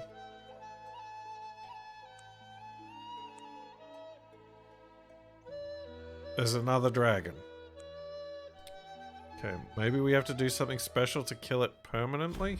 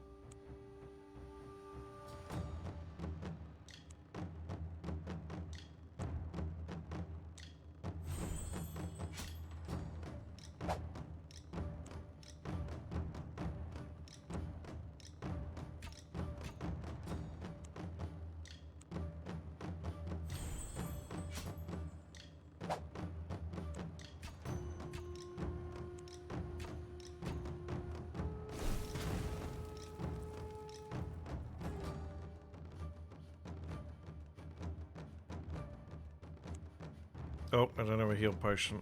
Alright. Guess I'll just go for the double hit.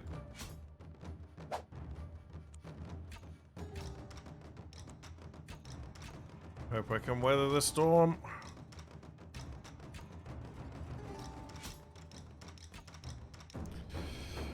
Oh, 2 dragons.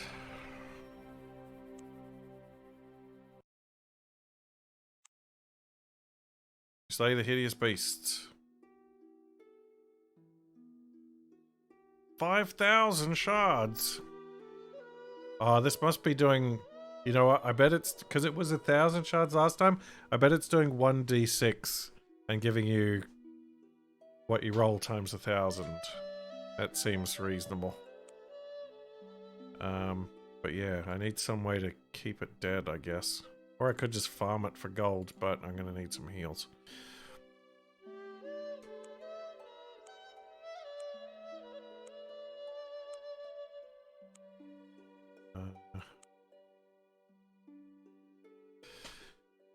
We could go up into the mountains and try to deal with some spiders. Maybe we'll try that next.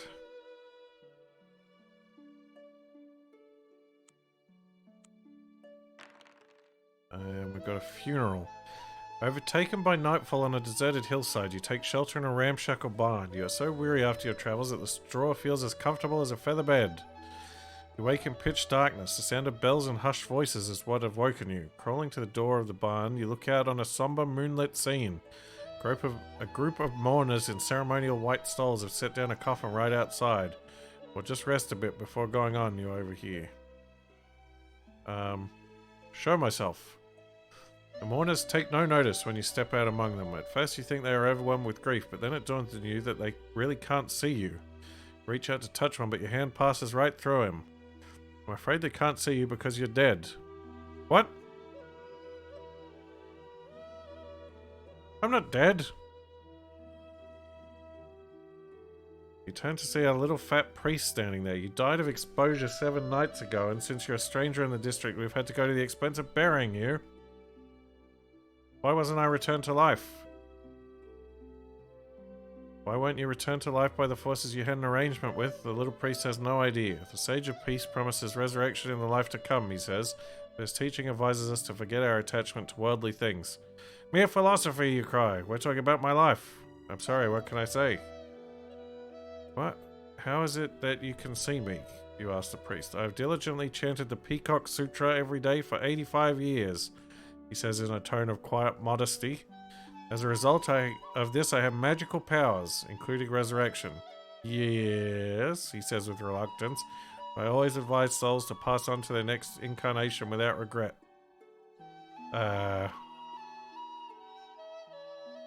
Resurrect me. Priest can only bring you back to life if you agree to sacrifice some of your innate vital force, meaning you lose 2 points off your magic score.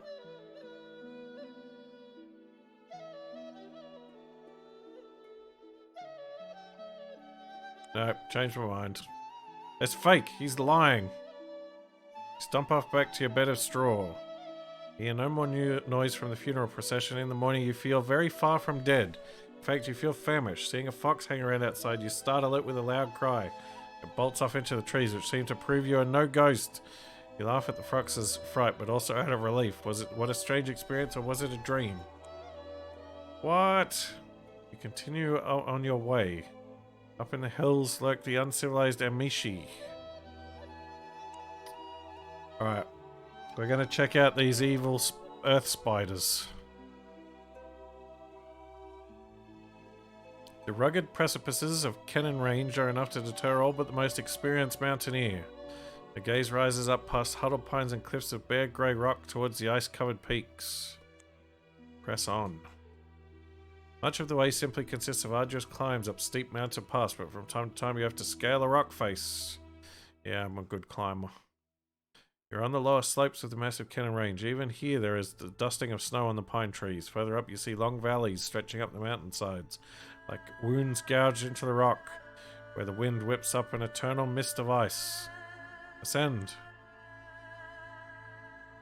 From here on, the climbing gets much harder. Ice-laden wind off the peaks makes your fingers numb, and though you cling to the mountainside, it returns a rough embrace. It is with a feeling of exhilaration that you stride the snow-clad slopes just below the highest peaks. Blazing white snow makes the clear backdrop of the sky as dark as ink.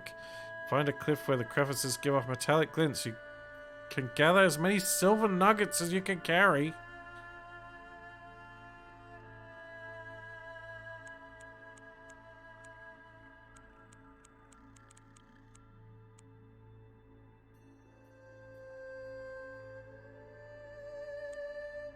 That's a lot of silver nuggets.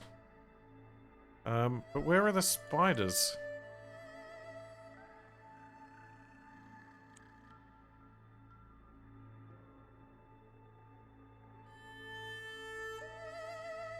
You search for the rock face where you found silver on your last trip. It is not easy to find. The snow smothers most everything.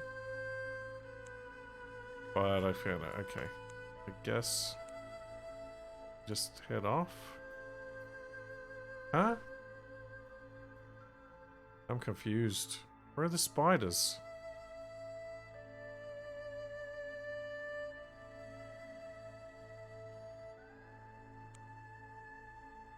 Nothing much going on the eastern shore. The funeral again. Go back to bed.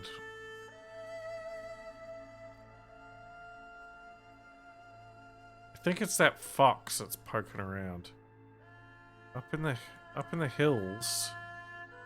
It's not these hills because they're a dragon, and it's not these hills because it's just silver. Maybe it's up in the moorland?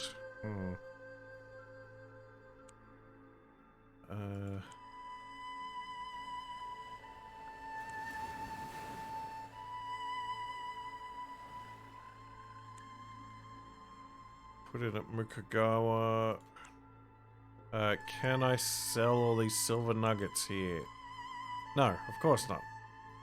What am I going to do with them all? I don't have room for all this nonsense. Guess I could get rid of a bunch of smolder fish.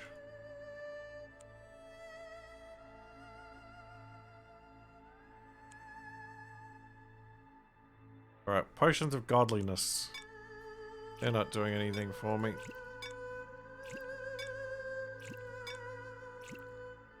I mean, I'll keep a couple.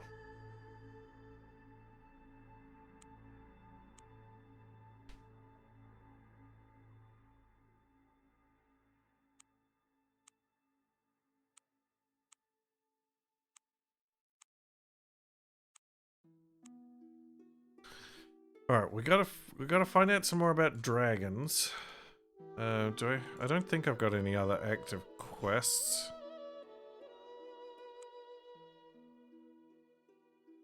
There's this temple down in the hills here. Let's travel down through these mountains and check out that temple. Oh.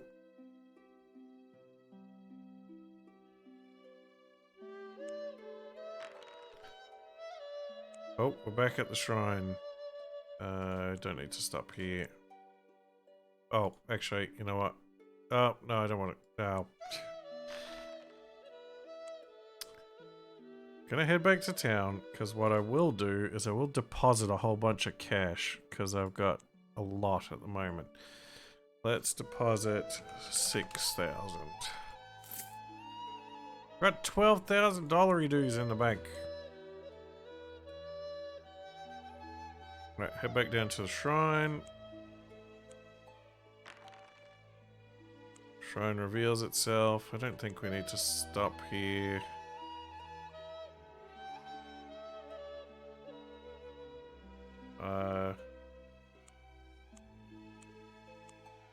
Yeah, let's go for a boon.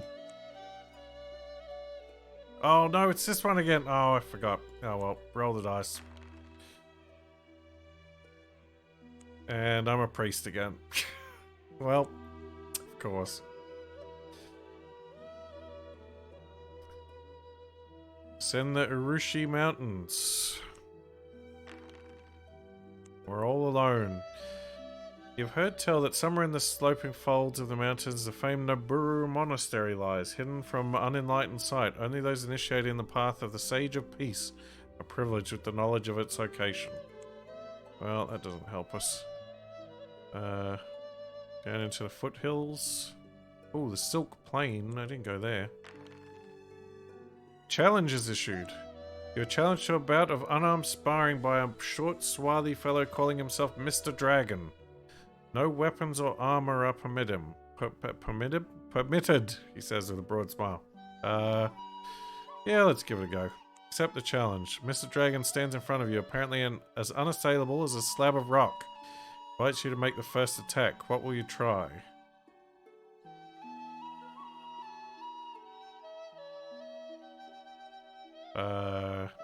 Finger strike to the throat. Ah, what the... It feels like jabbing your fingers against an iron bar. So you cringe in agony, Mr. Dragon delivers a powerful blow. As winner of the bout, he lays claim to any money you are carrying. After claiming his spoils, Mr. Dragon leaves you... Oh. Mr. Dragon.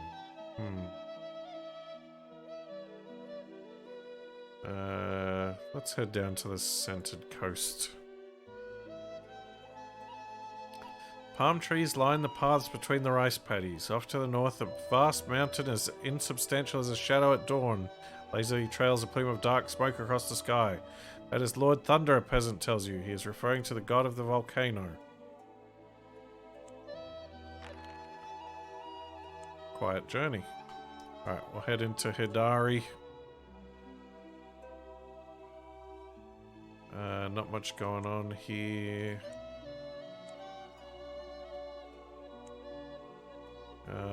Already got Divine Wrath Blessing. Apparently. Alright. Head back up. We'll go over to the Silken thing. Nothing going down at the inn. Back into the foothills.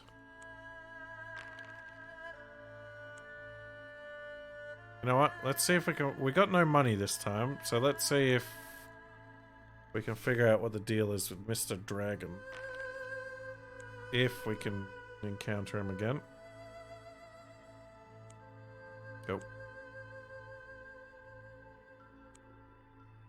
I've got no money to lose this time. No, I didn't mean to use my luck blessing. Oh well.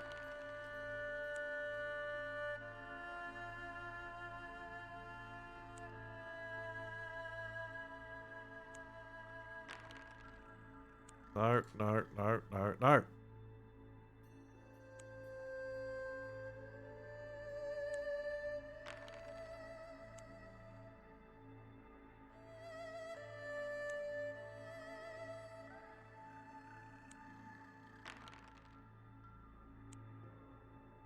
Alright, it's Mr. Dragon again.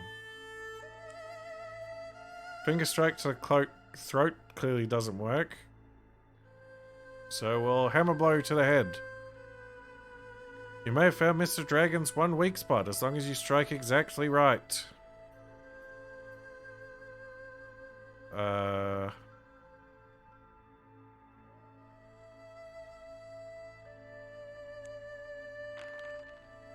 Score is less than 10. Acknowledging defeat, Mr. Dragon offers to teach you the basics of his fighting style. The oak limb boxing style is unforgiving not only towards the enemy but also the practitioner. Your teacher is equally uncompromising. Your maximum stamina is permanently reduced by 2.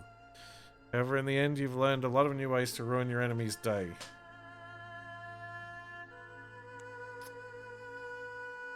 Oof. Well, at least I got some of my combat back.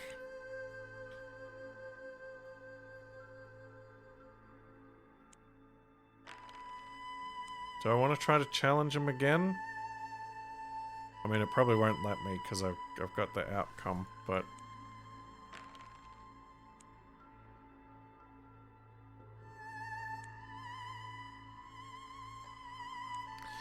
I kind of want to know what would have happened if I'd rolled over 10, though. Guessing I wouldn't have lost any stamina.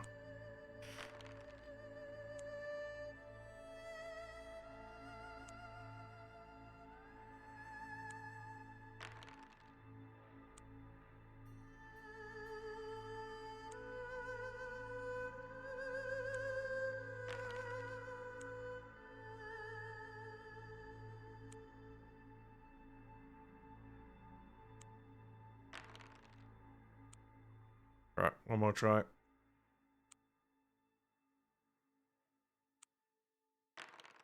Nope. Alright, let's get out of here.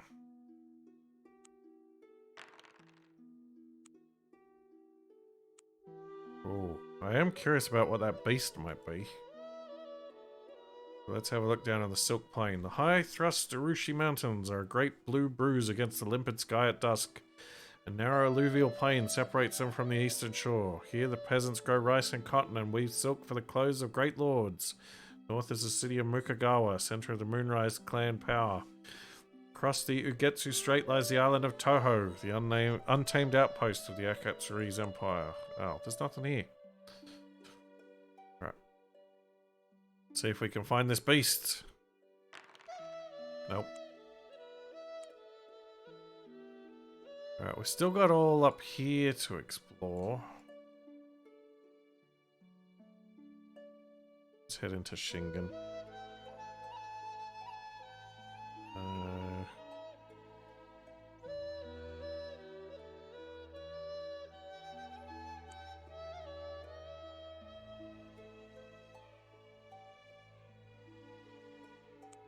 Yeah, we'll leave the Chancellor alone for now. Let's check out the Shakuhachi Fields. One night watching the moon pull free of a bamboo thicket, you hear a flute in the distance.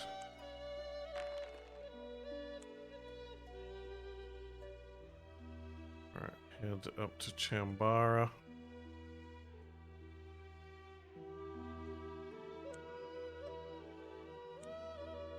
Stay in Chambara. Oh, we've discovered a queer duck. You see a richly attired gentleman strutting down the street at a very smart pace for someone with such a dignified appearance. His eyes are fixed straight ahead of him, and his stern expression as he brushes past is enough to deter you from saying anything. As you watch him go bobbing down the street, you notice a ticket sticking up out of his hat. Has he forgotten to remove the price tag? If so, and he is on his way to the palace, he could suffer serious embarrassment. Well, we should let him know. When you tell him about the ticket in his hat, he gives you a look of steely-eyed outrage. It is my taboo label, you oaf. It signals to all and sundry that I am in ritual seclusion and should not be approached. Having broken the taboo, you could only try to set matters right with a benediction. You perform a rite of purification that restores the official's sacrosanct status. He is so impressed that he tells all his friends, who come to you requesting blessings and sacred talismans. You're showered with presents to the value of 100 shards. There we go. Not everything has to be terrible. Let's see what's happening in the royal quarter.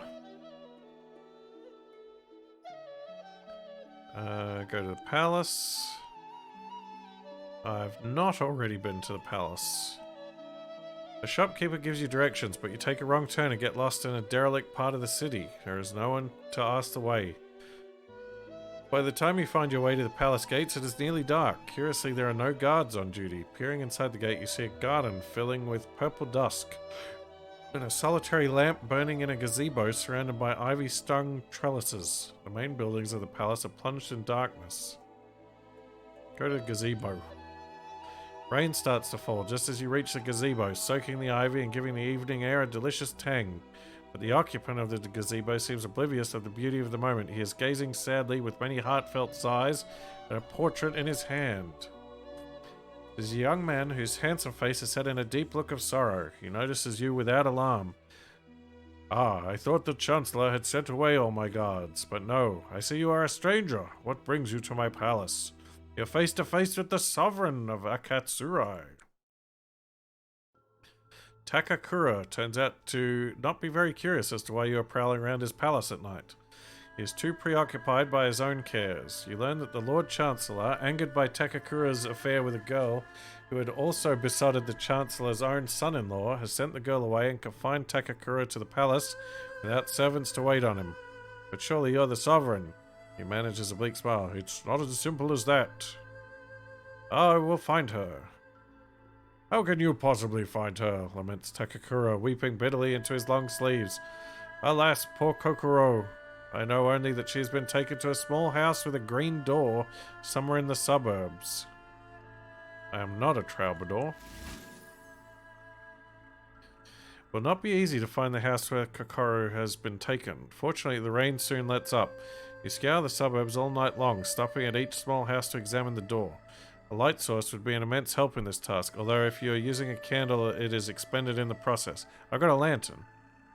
Knocking at a narrow green door, you're admitted to a muddy courtyard where a beautiful lady sits with a flute in her lap. She calls you up onto the veranda beside her and listens without surprise as you tell your tale. I knew my lord would find me, she says, but you must explain to him that I cannot return to court. I say this for his own good. The Lord Chancellor bears a grudge against me, and it is dangerous to antagonize him. You listen with a frown, suspecting that it would not go well for you if you return to the palace empty-handed. You must try your best to convince her to come with you. And I succeed. You manage to persuade Kokoro to return with you despite her misgivings. Takakura is overjoyed. He presents you with a finesse weapon, steel stars with knife-sharp joints. You are also given the title Junior Court Rank, entitling you to enter the palace precincts whenever you like. 10 shuriken. Back to the city. And I can't sell them. Can sell cross staffs and compasses here though. I think I have some of those. Let's see, got a cross staff. Got some flutes.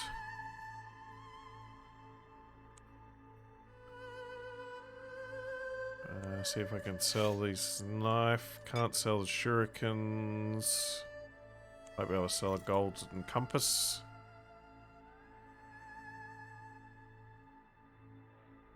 Yeah, this is the crimson arrow that the guy over there was looking for. I don't know if good or bad though. Yeah, I can just sell the cross staff, not the other stuff.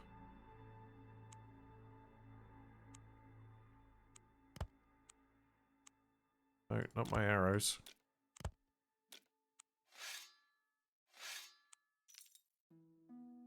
I can put the fan back too. Alright, so now we can go to the palace whenever we want. Already been here. I've been guards in scarlet and grey surcoats stand at the gate ready to bar your path. I am of junior court rank. You're admitted to the palace without delay. Masayori, secretary of the Council of the Left, comes out to greet you as you cross the lawn. Ah, you are here at last, he says. Was I expected? You retort in surprise. Masayori puts a flute into your hands. This is the famous flute, Twilight Mourner. It is a priceless heirloom, handed down by the sovereign's ancestors. The sovereign is waiting at this very moment for you to play to him. You are hurried through to the inner apartments where Takakura sits impatiently on a raised dais surrounded by courtiers. Ah, he says brightly as he sees you enter. Masayori has spoken of your great talent. If not for him, would have remained forever hidden by modesty. Come, give us a tune. Everyone is waiting. Okay, so the guy said it was full of dust. So I'm guessing that we tell him that we cannot because it is full of dust. The courtiers look at you in shock. The frown on Takakura's face tells you that he is not pleased. What are you saying? Is it not true that the sovereign's wish is second only to the decrees of heaven? Your Majesty, I meant only that I would be ashamed to display my meager ability in the presence of a true master. A true master? Takakura is intrigued. Whoever can you be referring to? The sick look on Masayori's face shows that he can see what's coming, but it is too late for him to slip away.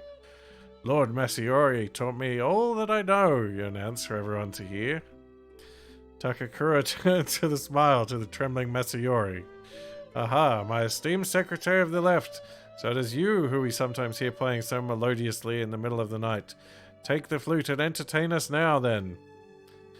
There is no way to back out. Masayori takes the flute from you with a distraught look and plays it as best he can. The sovereign is not fooled. He knows now that Masayori was trying to embarrass you in front of the whole court. You later hear that he has been dismissed from his post and sent to be governor of Oni province. Oh, well. I would have felt bad if he'd been executed. That would have been a bit rough. You go through to the outer royal apartments where you spend a pleasant morning chatting with the other courtiers. Servants bustle in with lunch, which consists of baked fish fresh from the Moku River, pickles, rice patties, and iced sherbets. In the afternoon you take a nap while a lady-in-waiting strums idly at a lute. Later you take a bottle of rice wine and sit on the terrace exchanging poems until the moon sets. Your peaceful sojourn at the palace gives you some time to recuperate. Okay.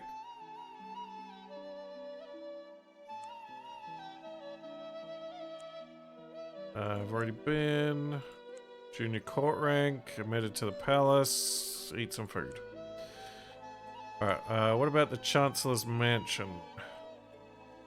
It's late afternoon when you arrive at the heavily fortified mansion of Lord Kiyomori. Dozens of soldiers patrol the estate. Go up to the gate. So you approach two soldiers armed with long naginatas. Move in to block your path. Guards refuse to let you in. Yeah, fair enough.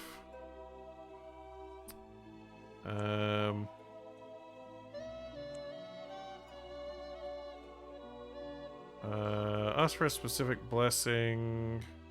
Let's get the ones that we need.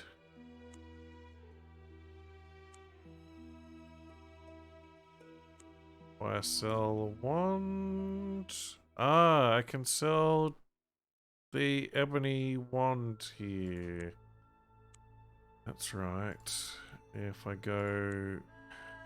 Yep, get the ebony wand. I'm going to hold on to the Celestium wand, though, because it's quite strong.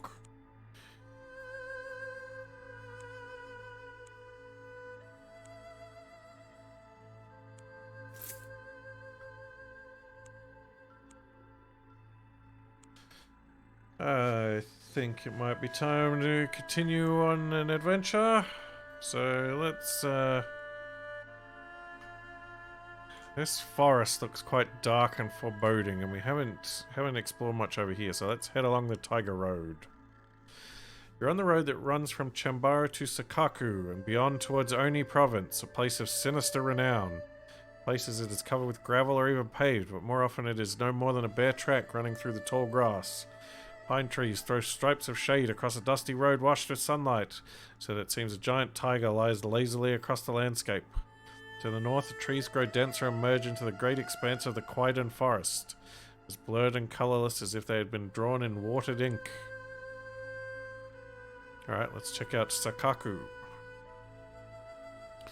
Sakaku is a town built from the near black timber of Quaidan Forest. It would present a very baleful sight if not for the locals' custom of planting flowers in the mossy thatching of their roofs, which in spring and summer transforms the town to a phantasmagoric idyll. Something or other. We got an inn. So few travelers. We got a temple. Sakaku is famous for being the home of the god Dosojin, overseer of the many roads and remote trails. He's patron god of travelers. Ah, like me. Well, I was when I was a scout ranger dude, but now I am a priest. His shrine is an imposing structure of black wood decorated with polished silver plaques. Dosojin provides worshippers with a blessing of safe travel. This blessing allows you to re-roll the dice once when you're traveling to a new region so as to avoid an encounter. To obtain a blessing... yeah. Gain a blessing of safe travel. Cool. And we'll go across the Black Swan Bridge. A long wooden bridge supported by heavy wooden pilings stretches across the Chu River. It creaks slightly as you set out across it. At the midpoint, you are stopped by a female warrior who wears maroon armor over a tunic of black and scarlet silk. She announces herself as the daughter of Lord Chudaifu of the Black Swan Clan, an extensive family whose members are famous for their martial prowess. If you wish to cross the bridge, you must face me in a duel. Agate Swan. I don't think I've got an Agate Swan. Oh, she's of the Black Swan clan, so that must be some, like, clan token. We can beat her in a fight, I bet. What? If you wish, we can exchange weapons, says the lady with a polite bow. I would not want you to think I had an unfair advantage simply because my father's wealth can buy the best swords in the land.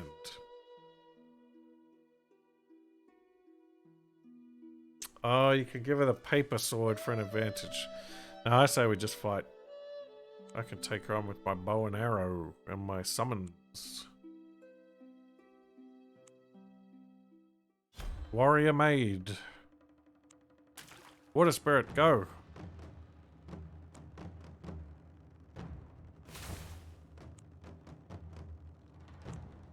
Bear, attack.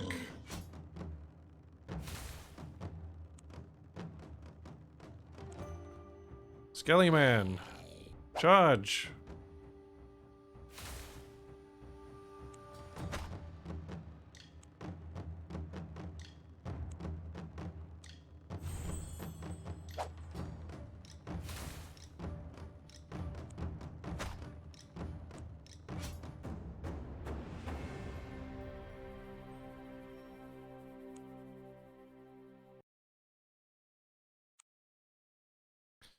You strip your beaten opponent of her splint armor, a katana, an agate swan pendant, and an iron fan. Unfortunately, you cannot retrieve any weapon you gave her as it was lost in the waters of the river.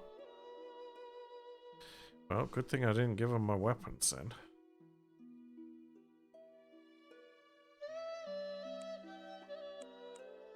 Take all that. I guess if we have to fight her again, we can show her the agate swan. Rice paddies climb in sculpted green terraces towards the north. This is the fertile country between the Gai and Chu rivers. Shrines to the rice god are a common sight at the end of every country lane here in the rich farmlands of western Akatsurai. A shrine warden gives you directions. East lies the town of Sakaku, he says. West over the river Gai is Oni province, where it is easier to tell the devils from the men. Peaceful journey. Traveling between Chu and Gai. Gai is wide but calm and shallow, with multiple convenient fords along its length. Chu, however, is narrow and deep and turbulent with a single bridge. If you want to cross it, you'll have to get your feet wet. I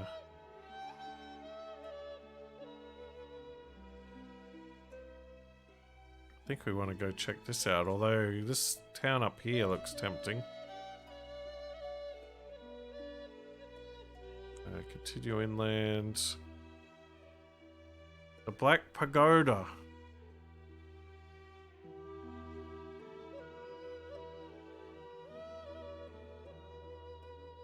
Black Pagoda is a 7-storied tower set above sheer cliffs where the sea crashes furiously against the rocks, sending up high spouts of white foam. The stone from which the pagoda is built was reputedly quarried from the doorway of hell itself. Its color is so deep and black that the pagoda looks like a hole in space. I think I need that seal of the Black Pagoda that I got in storage, so I might come back when I've got that later. Let's go up this way. You're traversing the wide windswept heathland where it is possible to go from dawn to dusk without ever seeing a living soul. The Grey Mounds. The landscape sweeps as far as you can see in all directions, a wuthering expanse of barren heath and grey swamps. And nothing of note. Dusk is falling as you come into the harbour city, and we've been here before. I do have access to my stash here, which is nice.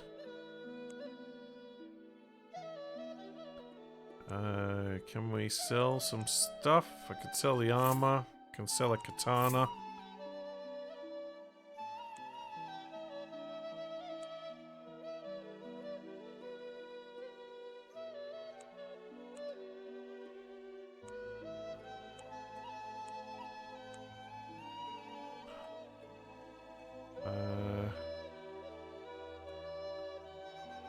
Might have an enchanted spear or an enchanted sword.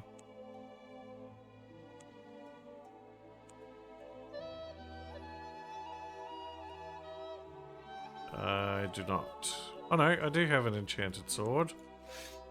And I've got a few extra katanas that I don't need.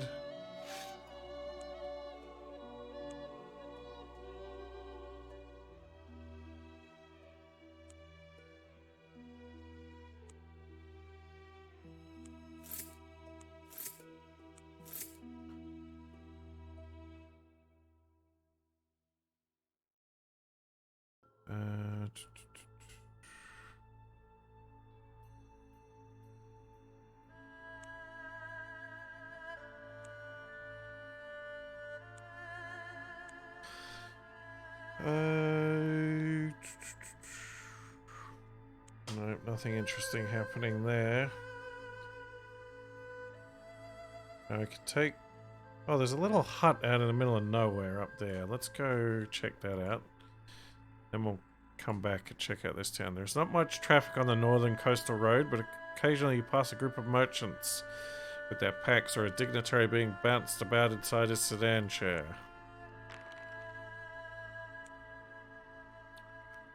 Kami's Breath. Arrive at a roadside inn overlooking a reef-lined bay. The Kami's Breath is a small but well-kept inn. A young woman seems to be the sole proprietor. You find it utterly inexplicable how she manages to keep the rooms tidy, the barn and yard in order, and always have a warm meal on the stove.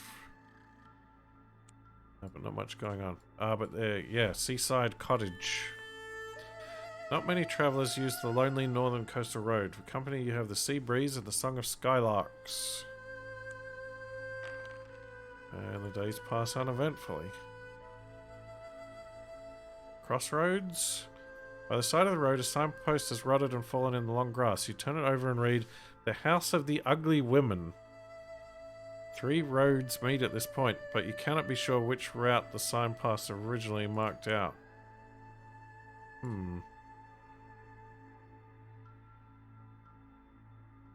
Alright, let's head back and we'll check out that town up in the mountains.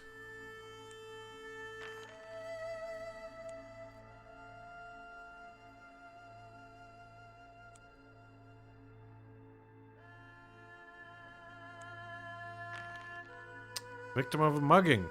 A man is lying in the roadway. For all you know, he might be dead. Can I help? You kneel beside the body and feel for a pulse. It is a poor old friar who has been hit on the head and robbed. You help him up and see that he is well enough to continue on his way to Narai.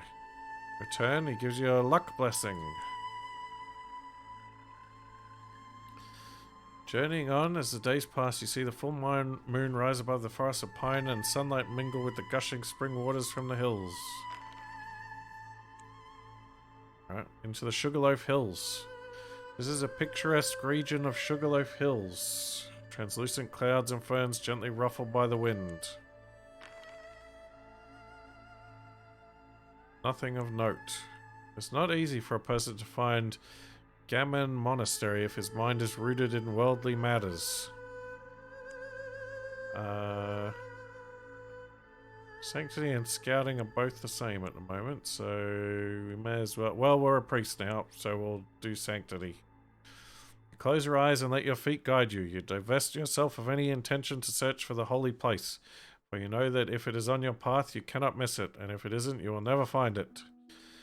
Gammon Monastery consists of dozens of small buildings with low-pitched roofs standing beside a grove of fir trees. You are given a cell containing a bed mat, a book of sutras, and a pitcher of water. Common with the other monks, you eat only twice a day, a bowl of rice, a dish of pickled vegetables, and a mug of soup. All the same, you soon feel refreshed and alert. Your studies continue apace. The abbot himself takes interest in you and comes to lecture you a couple of times. No matter your world-spanning experiences, there is wisdom one can only gain in tranquil isolation in places such as this. Gain one sanctity! Hey, I actually got something! After several days, you collect your belongings and prepare to set out again into the world. Monks gather to see you off. You're always welcome here. Let's test that.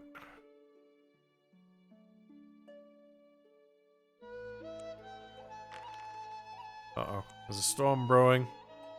The world flickers deathly white as though a god had opened his eyes, followed at once by a boom of thunder that shakes right through your body. I do not have a catastrophe certificate. With a terrifying screech, a blazing creature drops directly out of the sky. It collides with a tree, throwing up a fountain of white sparks and rebounds towards you. Catch a fleeting glimpse of a slavering muscular body and wet fur engulfed in dazzling light. Then it lunges. I am a priest. The thunder beast cannot abide the scent of holy incense on your robes. With a roar like a cannon shot, it leaps back up into the clouds. Move on quickly before the creature has changed its mind. Wow, okay.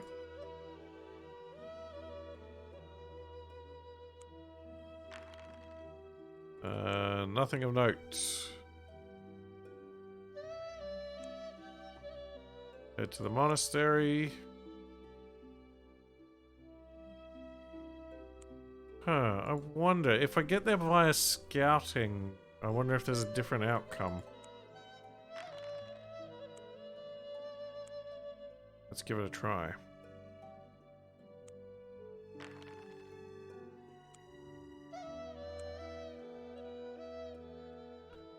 No matter how holy the men in the monastery, they still walk the earth. And if there are paths in the forest, you should be able to find them. Nope. Same stuff. What?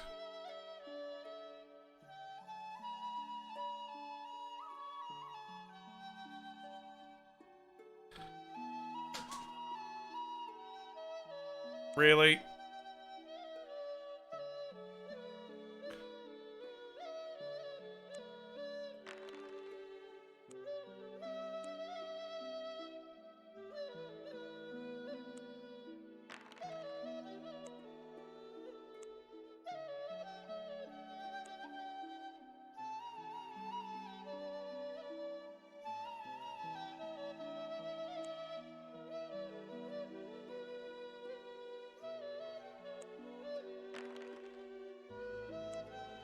Storm again. I'm a priest still.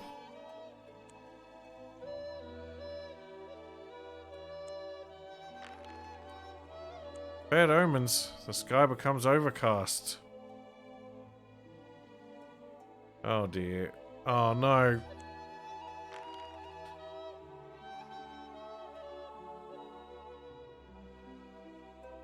No, I can't afford to lose another stamina. Use safe travel. Lose initiate status. Think I was still...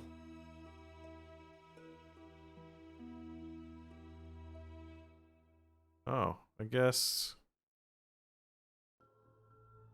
Oh, I was initiate of the 3 fortunes. When did that happen? That must have been a while ago.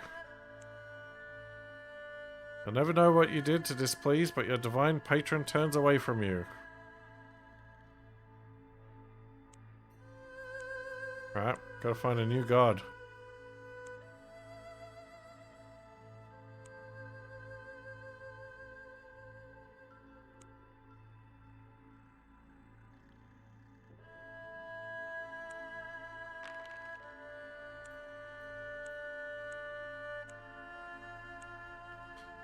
Give me back my sanctity.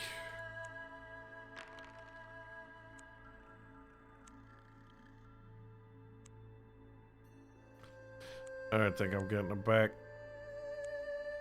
Alright. Let's head back to this bridge and see what the lady down there has to say now that we've got an agate swan.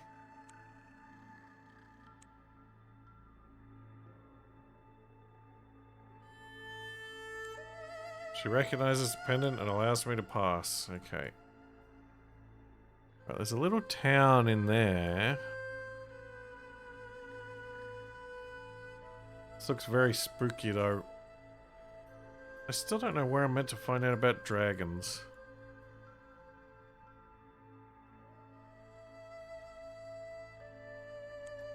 Alright, I think we'll head back to Chambara for now.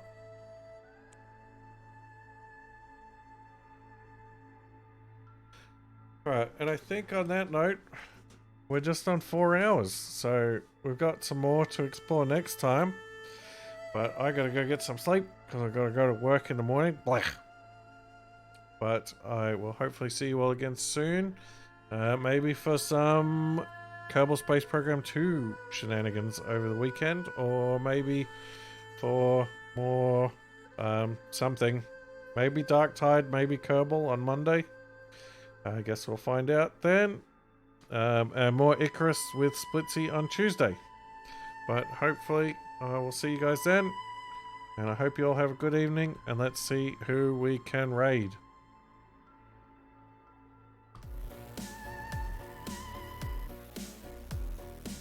I better save my game.